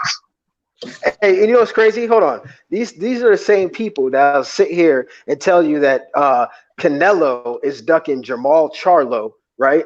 But Wilder's not ducking White. Hold on. And they're both Mandos. Let's get Dre's real thoughts on both situations. Is Canelo ducking Charlo and is Wilder ducking White? And we won't interrupt you, Dre. You saying it's Canelo ducking Charlo? And is Wilder ducking White? I don't think it's, and that goes back to politics. I don't think it's Canelo that's saying, "Oh, I won't fight Charlo." I never have thought, "Hey, look, Canelo said I won't fight Triple G." It's not been him. It's not been Canelo saying, "Oh, I won't do this." He gave up that belt because that was in his best interest from a golden boy standpoint. That's a politics of it. That's not nothing to do with Canelo. I think Canelo will fight anybody. You know what I mean? You know, he talk that tough shit, talking about bring it on, but you know, he ended up, releasing that belt before. Hey, he knows his sport. He knows his sport. This is going against what you believe. He just said Canelo was not ducking Jamal Charlo. It has to do with politics. What do you have to say about that? And he knows his sport's going to get eerily quiet in the chat. And now, Dre, is Wilder ducking Dillian White? And I bet he probably doesn't believe that Wilder. I bet he probably believes Wilder wants all the smoke with Dillian White. You know, putting all these fucking roadblocks with him. Oh, he needs to sign with the PBC. He needs to fight Luis Ortiz. So hold on, Dre. The floor is yours. Speak on it. Okay, if I say that Wilder is ducking Dillian White, it would be the same as saying that Wilder ducked Ortiz, that Wilder ducked what was the other guy that he beat? Bermain Stavern, because they were in the same boat Dillian White was in, except for the issues of what they assigned to. But other than that, he did the same thing. He was paying them step aside money. He paid Bermain Stavern step aside money, and he wouldn't have fought him in that second fight if who got busted with the drug test then? Was it Ortiz then? Or was it Ortiz did get busted? Or no, Ortiz got busted when for a drug test too. Yep, he did, and so did Povetkin. But both of them did. It was after the Povetkin, so I think it was Ortiz. Ortiz got busted for the fight. He ended up fighting Bermain Stavern that fight. But he was paying Bermain Stavern step aside money when he was number one. But look how Bermain Stavern got to number one contender. So you got to also look at how he got. And Dre, Stavern also popped 32 for pets. But they didn't remove, which I found was funny. They didn't remove Stavern from the WBC rankings, but they wanted to remove Povetkin. Who was Stavern's promoter, though? And now White. Well, yeah, I get it, but I'm saying it. But the WBC rankings has nothing to do with who your promoter is. So they shouldn't be. Don King is in WBC's pocket, man. You know what I mean? Oh, okay. Don King is Bermain Stavern's promoter. If he wants a WBC, Don King is easily to get a WBC ranking with any fighter that, especially a heavyweight fighter that he promote. He can get that WBC ranking because of his long history of working with a WBC. Bermain Stavern lost to Wilder, fought one guy. I don't even know who the hell he fought, and then he was number one contender for a WBC again. And that's how you get it. Wilder DM him and tell him he can make him wait 2 years? Yep. Yeah, he did. Yes. That's a duck. That's a flex. That's a duck. That's a flex, duck, man. Like, and that would have been that's a flex. So Canelo don't DM nobody. That he would have beaten up to that point. We call him duck and flexing. Man, come you and man and tell you I'll make you wait. You know, that's a flex. We call him duck and flexing. You feel like you have that power now. And I think that's part of the reason that Errol Spence said what he said when he met up with Terrence Crawford. The same way he told him, "Oh man, why would I fight you?" And he felt like he was flexing on him. Why I do this when I can do this? You know what I mean? Like he telling him, "This is what I can do." He felt like he was. No, I'm saying it may not appear to the boxing world, but I can tell how Errol Spence is. He is the type of guy. He's ready to, you know what I mean? He's a quiet guy, but when you say something, he gets real irritated and bothered. And he feels like he wants to flex on people. And Hey, so we calling ducking flexing now. That's tight. I like that. That's a new term right there. So Hey, you they know just what's flexing. funny though? His guaranteed purses. His guaranteed purses for the Mikey fight and the fucking Porter fight wasn't more than Crawford's fight for Khan. And another thing that's funny is I'm pretty sure he don't want to lose that $1 million he bet on. But did he generate more money in that Khan fight? Not with that second fight. I know he did with the first one, but that second one, we still waiting on those pay-per-view numbers to come out. Them bitches is MIA like Dillian White's B sample. Exactly. They're probably going to be about 250K. They're not going to be that big. I mean, how much hype was there, leading up to the fight? Hey, I got a question for you. Hold on. I just want to talk about this Canelo versus Spence topic because I just recalled something that you said that Canelo was weight bullying because he was bigger than those guys. But Errol Spence, doesn't he blow up to like 190 pounds or some shit like that and then shrink down to welterweight? And he even admitted that he has weight issues on his Twitter. Didn't he say that? So why are you not keeping the same energy? I've never heard him say he walk around with more than 175 pounds, man. That's what people say, not him. He ain't saying that. People say he does. Okay, so the same thing, but I've seen, man, come on, man. I've seen Canelo. It's coming out of his mouth. We've seen pictures of Spence. Don't try to what are you talking about? We've seen Errol Spence looking. I don't want to hear bad as hell. I'm not debunking that anybody is a weight bully from that standpoint. But I'm saying that is you can't call one guy a weight bully and give him that title as weight bully, but then you give everybody else a pass. So you just gonna no. Okay. Oh, hold on. Let me show you the difference here. How old was Canelo when he was at welterweight? Wasn't he still growing? So isn't it natural for your body to outgrow a division when you start fighting at 15? Like Manny Pacquiao. When did he turn pro? Did you expect him to stay at them smaller weights when he turned pro? No, he was like 15, and then he outgrew the division. Knocking out nobody at 147 and pounding and beating the shit out of him when he wasn't doing it at 140, 135 at those other weights. So I also he outgrew divisions. And Manny Pacquiao was always knocking the people out in his division as he was going up in weight. So I'm not gonna suspect that. Did he knock out Marquez? No, he didn't knock him out. Marquez has a good chin. Okay. So look. So Marquez has never stopped because he's never been knocked out. So that's not really because Errol Spence didn't knock out Mikey Garcia. Mikey Garcia doesn't get the credit of having a good chin, but because he didn't even knock him down, man. He didn't even drop him. Okay, man. Yeah, he didn't even buzz him. He didn't even buzz him. He dropped Porter. So that means that Broner dropped Porter. So what? Yeah, fucking Ugas dropped Porter. They just didn't count. Broner can hit. Oh, Broner can hit now. Oh God. Okay, man. And he don't throw punches, but Broner dropped Sean Porter, but he couldn't drop Vargas. He couldn't drop Adrian Granado. Get the fuck out of here. He couldn't drop Daniel Ponce de Leon. Hey, listen, man. Listen. There is no excuse. All those fights was at 140. 140 pounds. He fought Sean Porter at a catch weight. So what? I'm saying listen, bro. There's no way to spin this, bro. This is casual biasness, bro. Most fighters that move up 2 weight classes and challenge a champion at that weight class, they get stopped, or they quit. Look what happened to Cal Brook.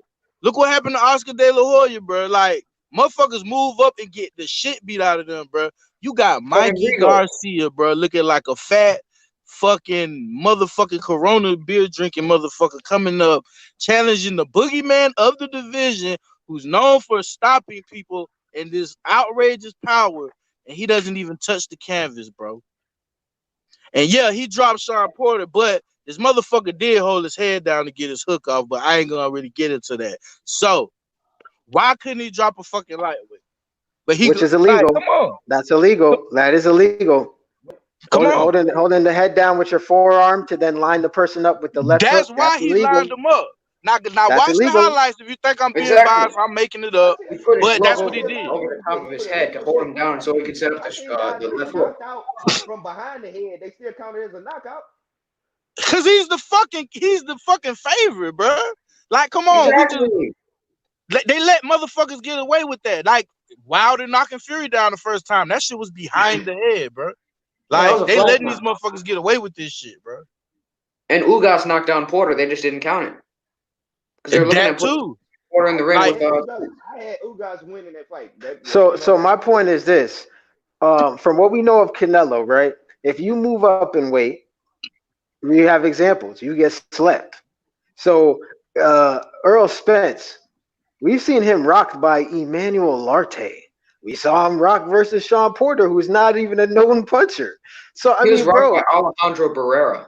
Yep, thank you. So hold on. We seen him rocked. Show me the Barrera rock. Show me the Barrera rock. Show me the Porter. Okay, you need. Hey, I do you one better, bro. I do you one better. Ocampo pieced him up. By Porter. Ocampo pieced him up. Okay, hold on. Scratch that. You seen Emmanuel Larte when he got rocked in that fight, right? Yeah. Okay, now Emmanuel Larte, his KO ratio is 30%. Yeah. Okay, so but you go get rocked too if I hit hit with a mean motherfucker. Exactly, and Canelo going to hit him with a mean motherfucker. That's what I'm trying to explain to you. That's why he gonna get put to sleep. And he's naturally bigger than him as well. What about so some of these guys that Canelo has been naturally bigger than, why he ain't knocked him out either? Like who? Cotto? You talking about Hall of Famers? Hall of Famers like Cotto? So like Mikey's Cotto? not a Hall of Famer? Mikey's not a Hall of Famer? Bro, he was moving up in weight, bro. What part of that don't you know? He's moving up 2 weight classes. Not and hold his on, first fight at welterweight, bro. And his best win was Adrian Broner. Are you comparing him to Miguel Cotto? Are we doing that right now? Canelo is fighting that light heavyweight. Canelo is fighting that light heavyweight. He fought Cotto, which is basically what at junior middleweight. So he fought Cotto at 154, and he fought Kovalev at 175. So you telling me he can knock out light heavyweight, but he could knock out? Come on now, man. Some people strong at the weight, bro. He close to 75. He's the guy who had poor punch resistance, and Miguel Cotto's a fucking guy with a great chin, and he had only been dropped by Manny Pacquiao and Antonio Margarito, 2 fucking hard punchers. What? But Margarito had cast on his fucking his hand. Bricks in his hands. What about Julio Cesar Chavez Jr.? Why didn't he knock out? He just sat there and let him hit him the whole fucking fight. He loves his dad, bro. Wasn't even stopped by fucking Sergio Martinez. He's always had an amazing chin, and he was naturally bigger than Canelo. Who knocked out? Who knocked him out? Who knocked him out? Spawn Ford probably the only one, ain't it? I say Kovalev is naturally bigger than Canelo. Right now, Canelo's in his prime. Canelo's at his peak right now. The way that he set up that Kovalev knockout was with precision. He's at his peak right now. When he fought Cotto, no. When he fought Cotto, he wasn't at his peak. When he fought Chavez, he wasn't at his peak. Exactly. He was 24. When he fought he was 24 years old when he fought Cotto, and he was not at his peak when he fought Chavez. I said Chavez. Why wasn't he? He's a professional fighter. He stepped in the ring that night. He prepared. Oh my God! Up to that fight, and then Chavez not even throw punches, bro. It was a sickening. I thought the fight was fixed. It was fucking like horrendous. That guy came there to get a check. He did not throw punches at all, and he could not knock him out. And he threw everything but the kitchen sink at this guy, and he ain't knock him out. Dude, To Fucking- Bro, but hold on, hold on. surgery. I just want to point this out that you're comparing Mikey Spence not stopping Mikey Garcia to Canelo not stopping a naturally bigger guy in Chavez. Does that make sense to anybody? And Chavez was a I'm great sorry. chin. Does that make sense to anybody? And Mikey had been dropped by Juan Manuel Lopez before, bro. And Rocky I thought it was Martinez. Roman Martinez too. He got dropped by Rocky, bro. I thought he got dropped twice. Didn't he get dropped twice, or am I tripping, Mikey? I know for a fact Roman Martinez dropped him, but I don't know about the other guy. I think Juan Manuel Lopez dropped him, but it was one of those guys that dropped him though. Put him on his ass. And Spence couldn't do it, but Rocky could. That's what I'm saying. You comparing Canelo fighting naturally bigger opponents and not stopping Chavez, who has a solid chin, right? To Mikey Garcia coming up 2 weights to fight Errol Spence. I'm not seeing a comparison. If Canelo had Chavez to tee off on, I'm talking about, I've never seen nothing. Spence like had damn Mikey to tee off on. Oh my God! No, Spence Mikey was defending himself. Mikey was defending himself. Chavez was standing there, bro. With his hands down, though. Are you kidding me? Are you kidding me? Look, bro, we could do this. Hey, we could do this all day. You'll never be able to justify why he couldn't at least drop him. He didn't even stun him. He didn't even stun him, bro. And he wasn't even really landing that much on him. Hold on. Let Dre finish this point. He said we're making up biases. Elaborate on that, Dre. But I'm saying you're making up biases for certain fighters that you like, and you giving other fighters that do the exact same thing. That's not the same thing. I'm saying the Chavez move. Hold on, this is bro, but this is hold on. This is why you can't compare the two. This is why you can't compare the two. Did Chavez move up 2 weight classes to fight Canelo? No, he did not. Mikey Garcia, he moved up 2 weight classes to fight Spence. That's what happened. So if you want to do that, hold on, wait. Let me do this. If you want to do that, then compare it, and let me tell you the difference. Canelo knocked out the guy that moved up 2 weight classes. Let's compare that, because that's an actual comparison, not what you're trying to do. So you got to try again, buddy. To survive. He asked his corner not to stop the fight because he wanted to survive. He did not No. He told his corner, don't stop the fight. Why. He said, don't stop the fight, because he was taking punishment. That's why they wanted to stop the fight. That's why his corner was like, hey, let me stop the fight, because you're taking too much punishment. If Spence, you just said, exactly, and you just said that he was being too defensive. Hold on, you just said that he was being too. Bro, what are you talking about? He's getting ready to do a tune-up, then fight Manny Pacquiao. So, anyways, look, you just said that Mikey was so defensive. You said Mikey was so defensive, right, that Spence was not able to land. Yet his corner told him, "I'm about to stop it. You're taking too much punishment." That right there is a contradiction. You literally just said that. Hold on. And let me just put this one point in, Dre. Hold on, Dre. I'll put this one point in. If Mikey was too defensive, even though he was losing rounds, the majority of the rounds, at some point, Mikey realized his only chance to win the fight or either get back in is to stun and hurt Spence. So he was trying to get on the inside and land a big shot. That was all he was trying to do at the end of the fight. He was not shelling up. That was Spence fighting out of a high guard. I'm going to let Unbiased get you. And bro, and this is it's just nonsensical, because again, if you're saying that he was so defensive, Spence, you're proving my point, bro. Because you're saying Mikey was so defensive, but yet Spence won every round. How do you win rounds? You land punches, right? Okay. Anybody else? Huh? Anybody else? Excuse me? Hello? Are you still there? How do you win rounds? You land punches. So if he is landing these punches, right? He outboxed him but couldn't stop him.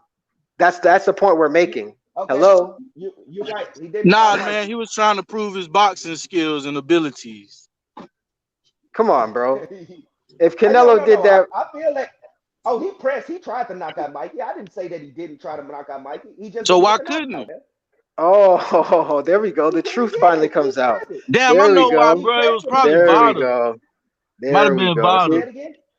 Vada, VADA. There you go. See, the truth came out finally, bro. No Vada for Porter, but no stopping. He simply couldn't. So he had listen. So he didn't have the power to stop Mikey, right? But you got he knows his nothing about boxing in the chat saying he's definitely gonna stop Canelo. Like, bro, this is what be killing me about these guys making boxing channels. I don't know shit about it. Hey, look. Hey, after I punching think Porter I in the said it was balls a 50 50-50 fight. times too. 50-50, okay. Hey, he clearly got Porter. You know what I mean? I think that was something that they came in out of camp saying that they was gonna do something dirty to Porter because that shit looked so intentional. It was pitiful. But the ref didn't say anything, man. Hey, look.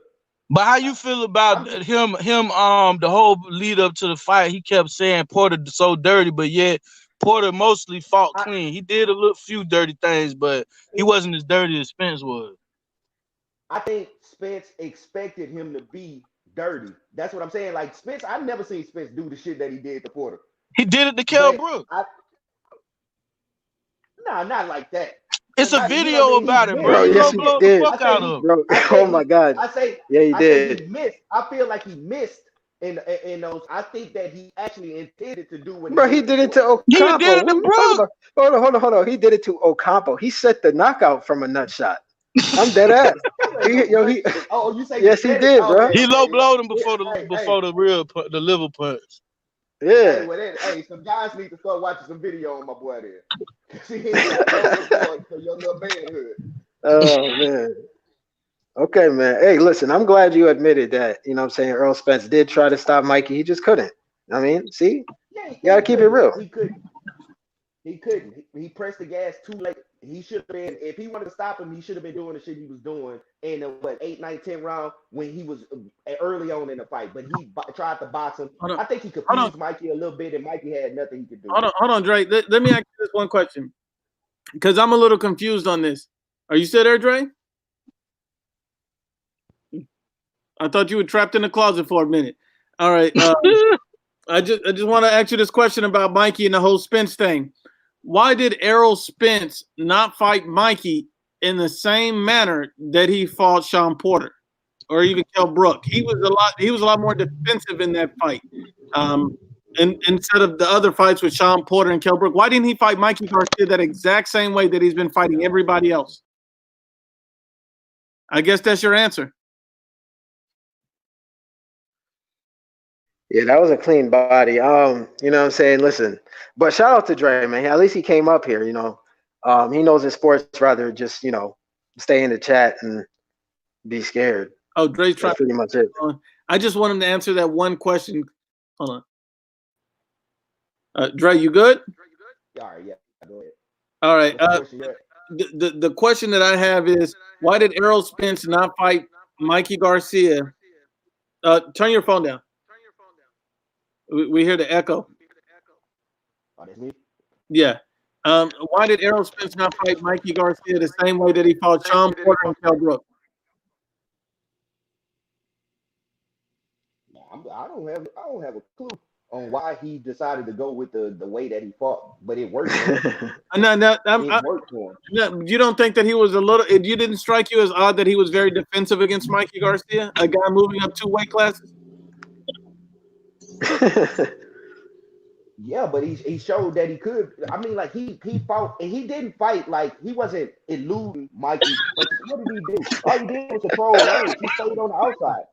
No, I'm actually this. Wow. Man, why would he do that? I'm gonna be honest, bro. If he was gonna knock him out, he showed him too much respect, bro. He showed Mikey way too much respect. I think he was actually scared of his power. That's what it looked like. I think that Errol Spence didn't want to get caught with a big shot against Mikey. Even if he didn't get knocked out, he didn't want to get wobbled, dropped, or embarrassed and say, you know what, I'm going to just take the safest route and stay on the outside the whole fight. Easy route promotion. I think and for everybody that's observing, that's a good opinion. And hey, Dre, so a lot of people, I'm not saying this is what you said, Dre, but we got cash. Hey, Flame On, can you mute your mic real quick? Give us some feedback. So there's a lot of people in the chat. I mean, we got a casual in there. He knows the sports. He said that Errol Spence hits as hard as a light heavyweight. So if that were true, wouldn't he have knocked Mikey Garcia out on accident? Okay, let me tell you something. Let me tell you something like this. everybody has those myths and has those legends from their sparring and gym, and so you can say that about every fighter. Every fighter swears, you know what I mean, that another fighter, oh man, he hits his hard. It don't mean nothing if you can't really box, if you can't even get that punch off, if you can't land the punch at the right time in the right spots. You know what I mean? So all that, these people have this certain level of power. I mean, I don't believe in all that, man. Well, wouldn't he have knocked I Sean believe Porter Look, out of man. that kind of power? See, look, man, I believe Drake keeping it real, bro. He keeping it real. I respect that.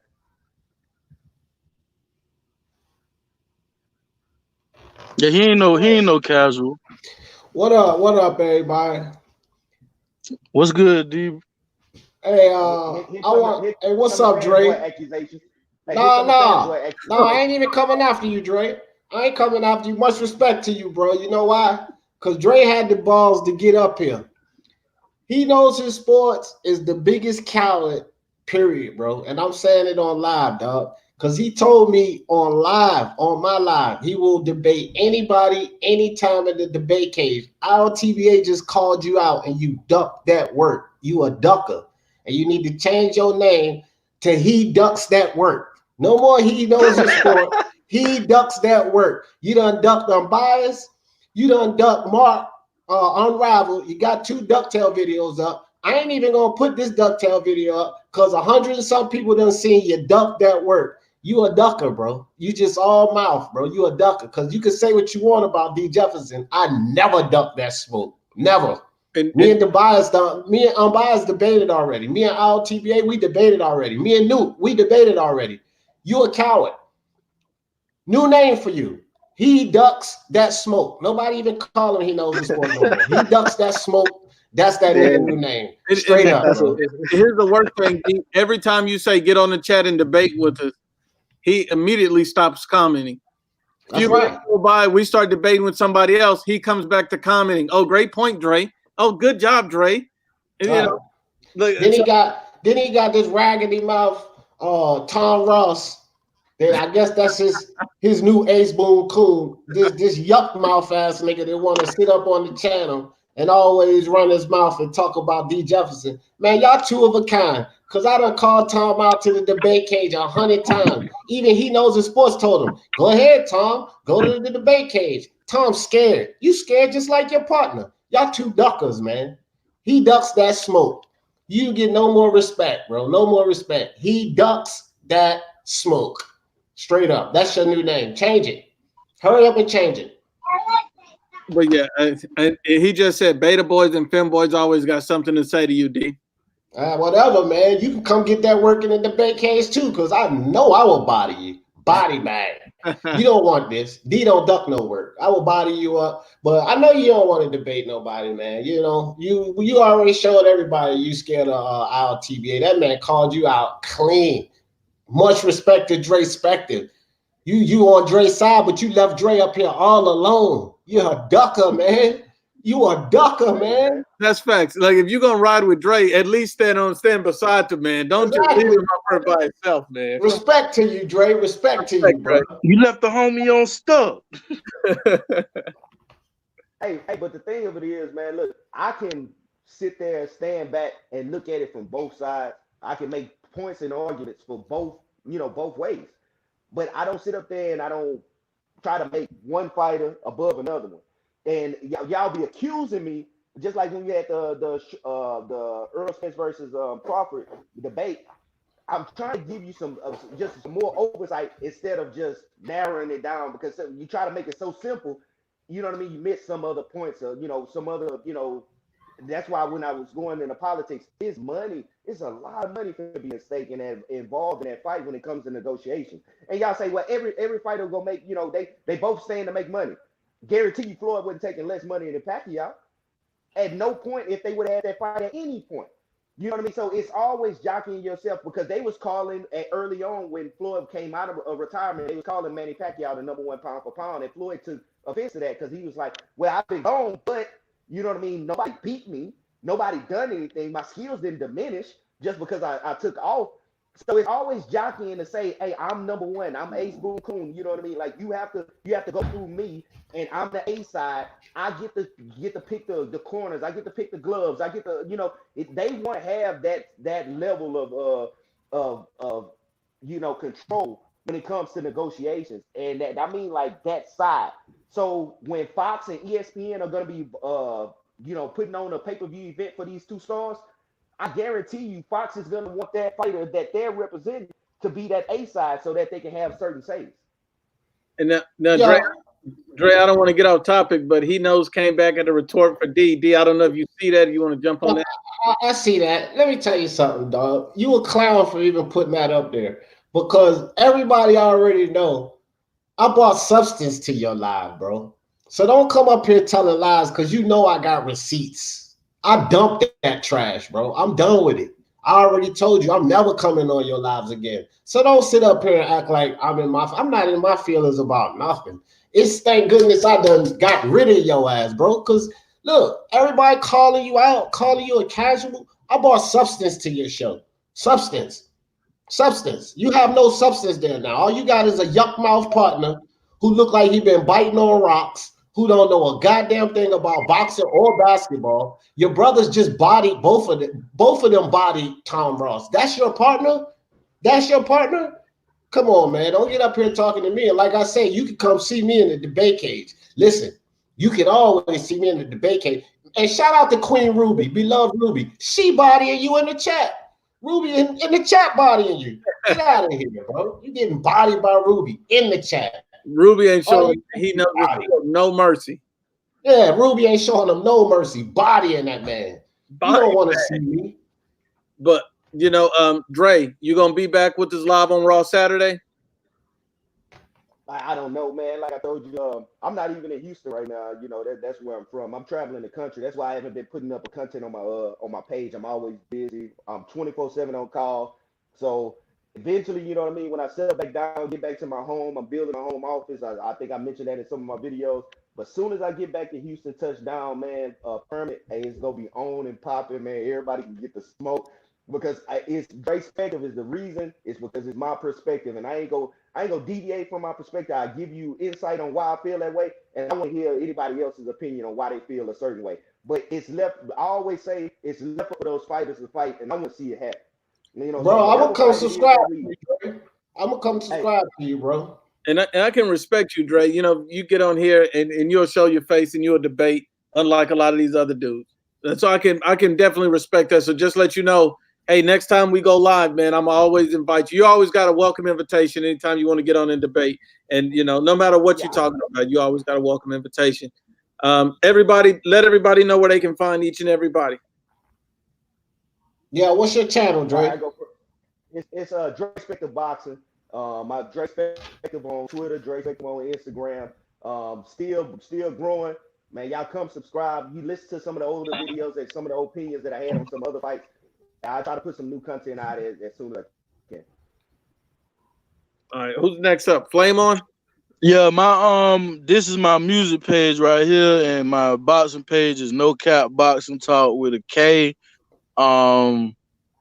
And that's all I got, man. I just want to say shout out to D, shout out to Dre Spector, bro. I thought you was a casual, but you pretty straightforward, and you weren't biased, bro. I fuck with you, bro. And shout out to Nuke, man, because you be having some lit streams, man. This shit be fire. And shout out to D too, man. And Unbiased. If you click on Flame On and listen to his music page, that music. Dre, I just subscribed to you, bro, and I hit that bell. So much respect to you, man. Hey, everybody know where to find me. Speak Your Mind Sports Talk. You know what I mean? I do my thing over there, but me and my man Nuke, we get ready to come up with something special for y'all, something real special. Just me and Nuke. And I'm for the love of sports. Let's talk about it. That's right. All right, man. We'll be back another time, man. Anything anybody want to leave with any closing points? Yeah, I got one closing point. One closing point. He knows the sports. You're a coward. You a coward. Straight coward. Hey, I want to give a shout out to He Knows the Sports, man. Hey, don't worry about what the cats saying, man. Keep doing the thing, man, and keep the base. it was real hostile when I jumped in the middle. So you know what I mean. I don't know where they were going with it. I was just coming to give some insight and stuff like that, man. But it was real hostile, and sometimes I feel like, man, you guys take this a little too serious, too personal, man. That shit, hey, it's just talk, man. It's opinions, it's what we think may happen, and then we see they get right nose ring, and we don't know what the hell could happen. That's real So, talk. You want to add anything? Nah, I'm good, bro. Y'all go ahead. All right, brother, man. Well, shout out to the UGC, NBBC, Speak Your Mind Sports Talk, Dre Spector. Salute, and we'll be back again next time.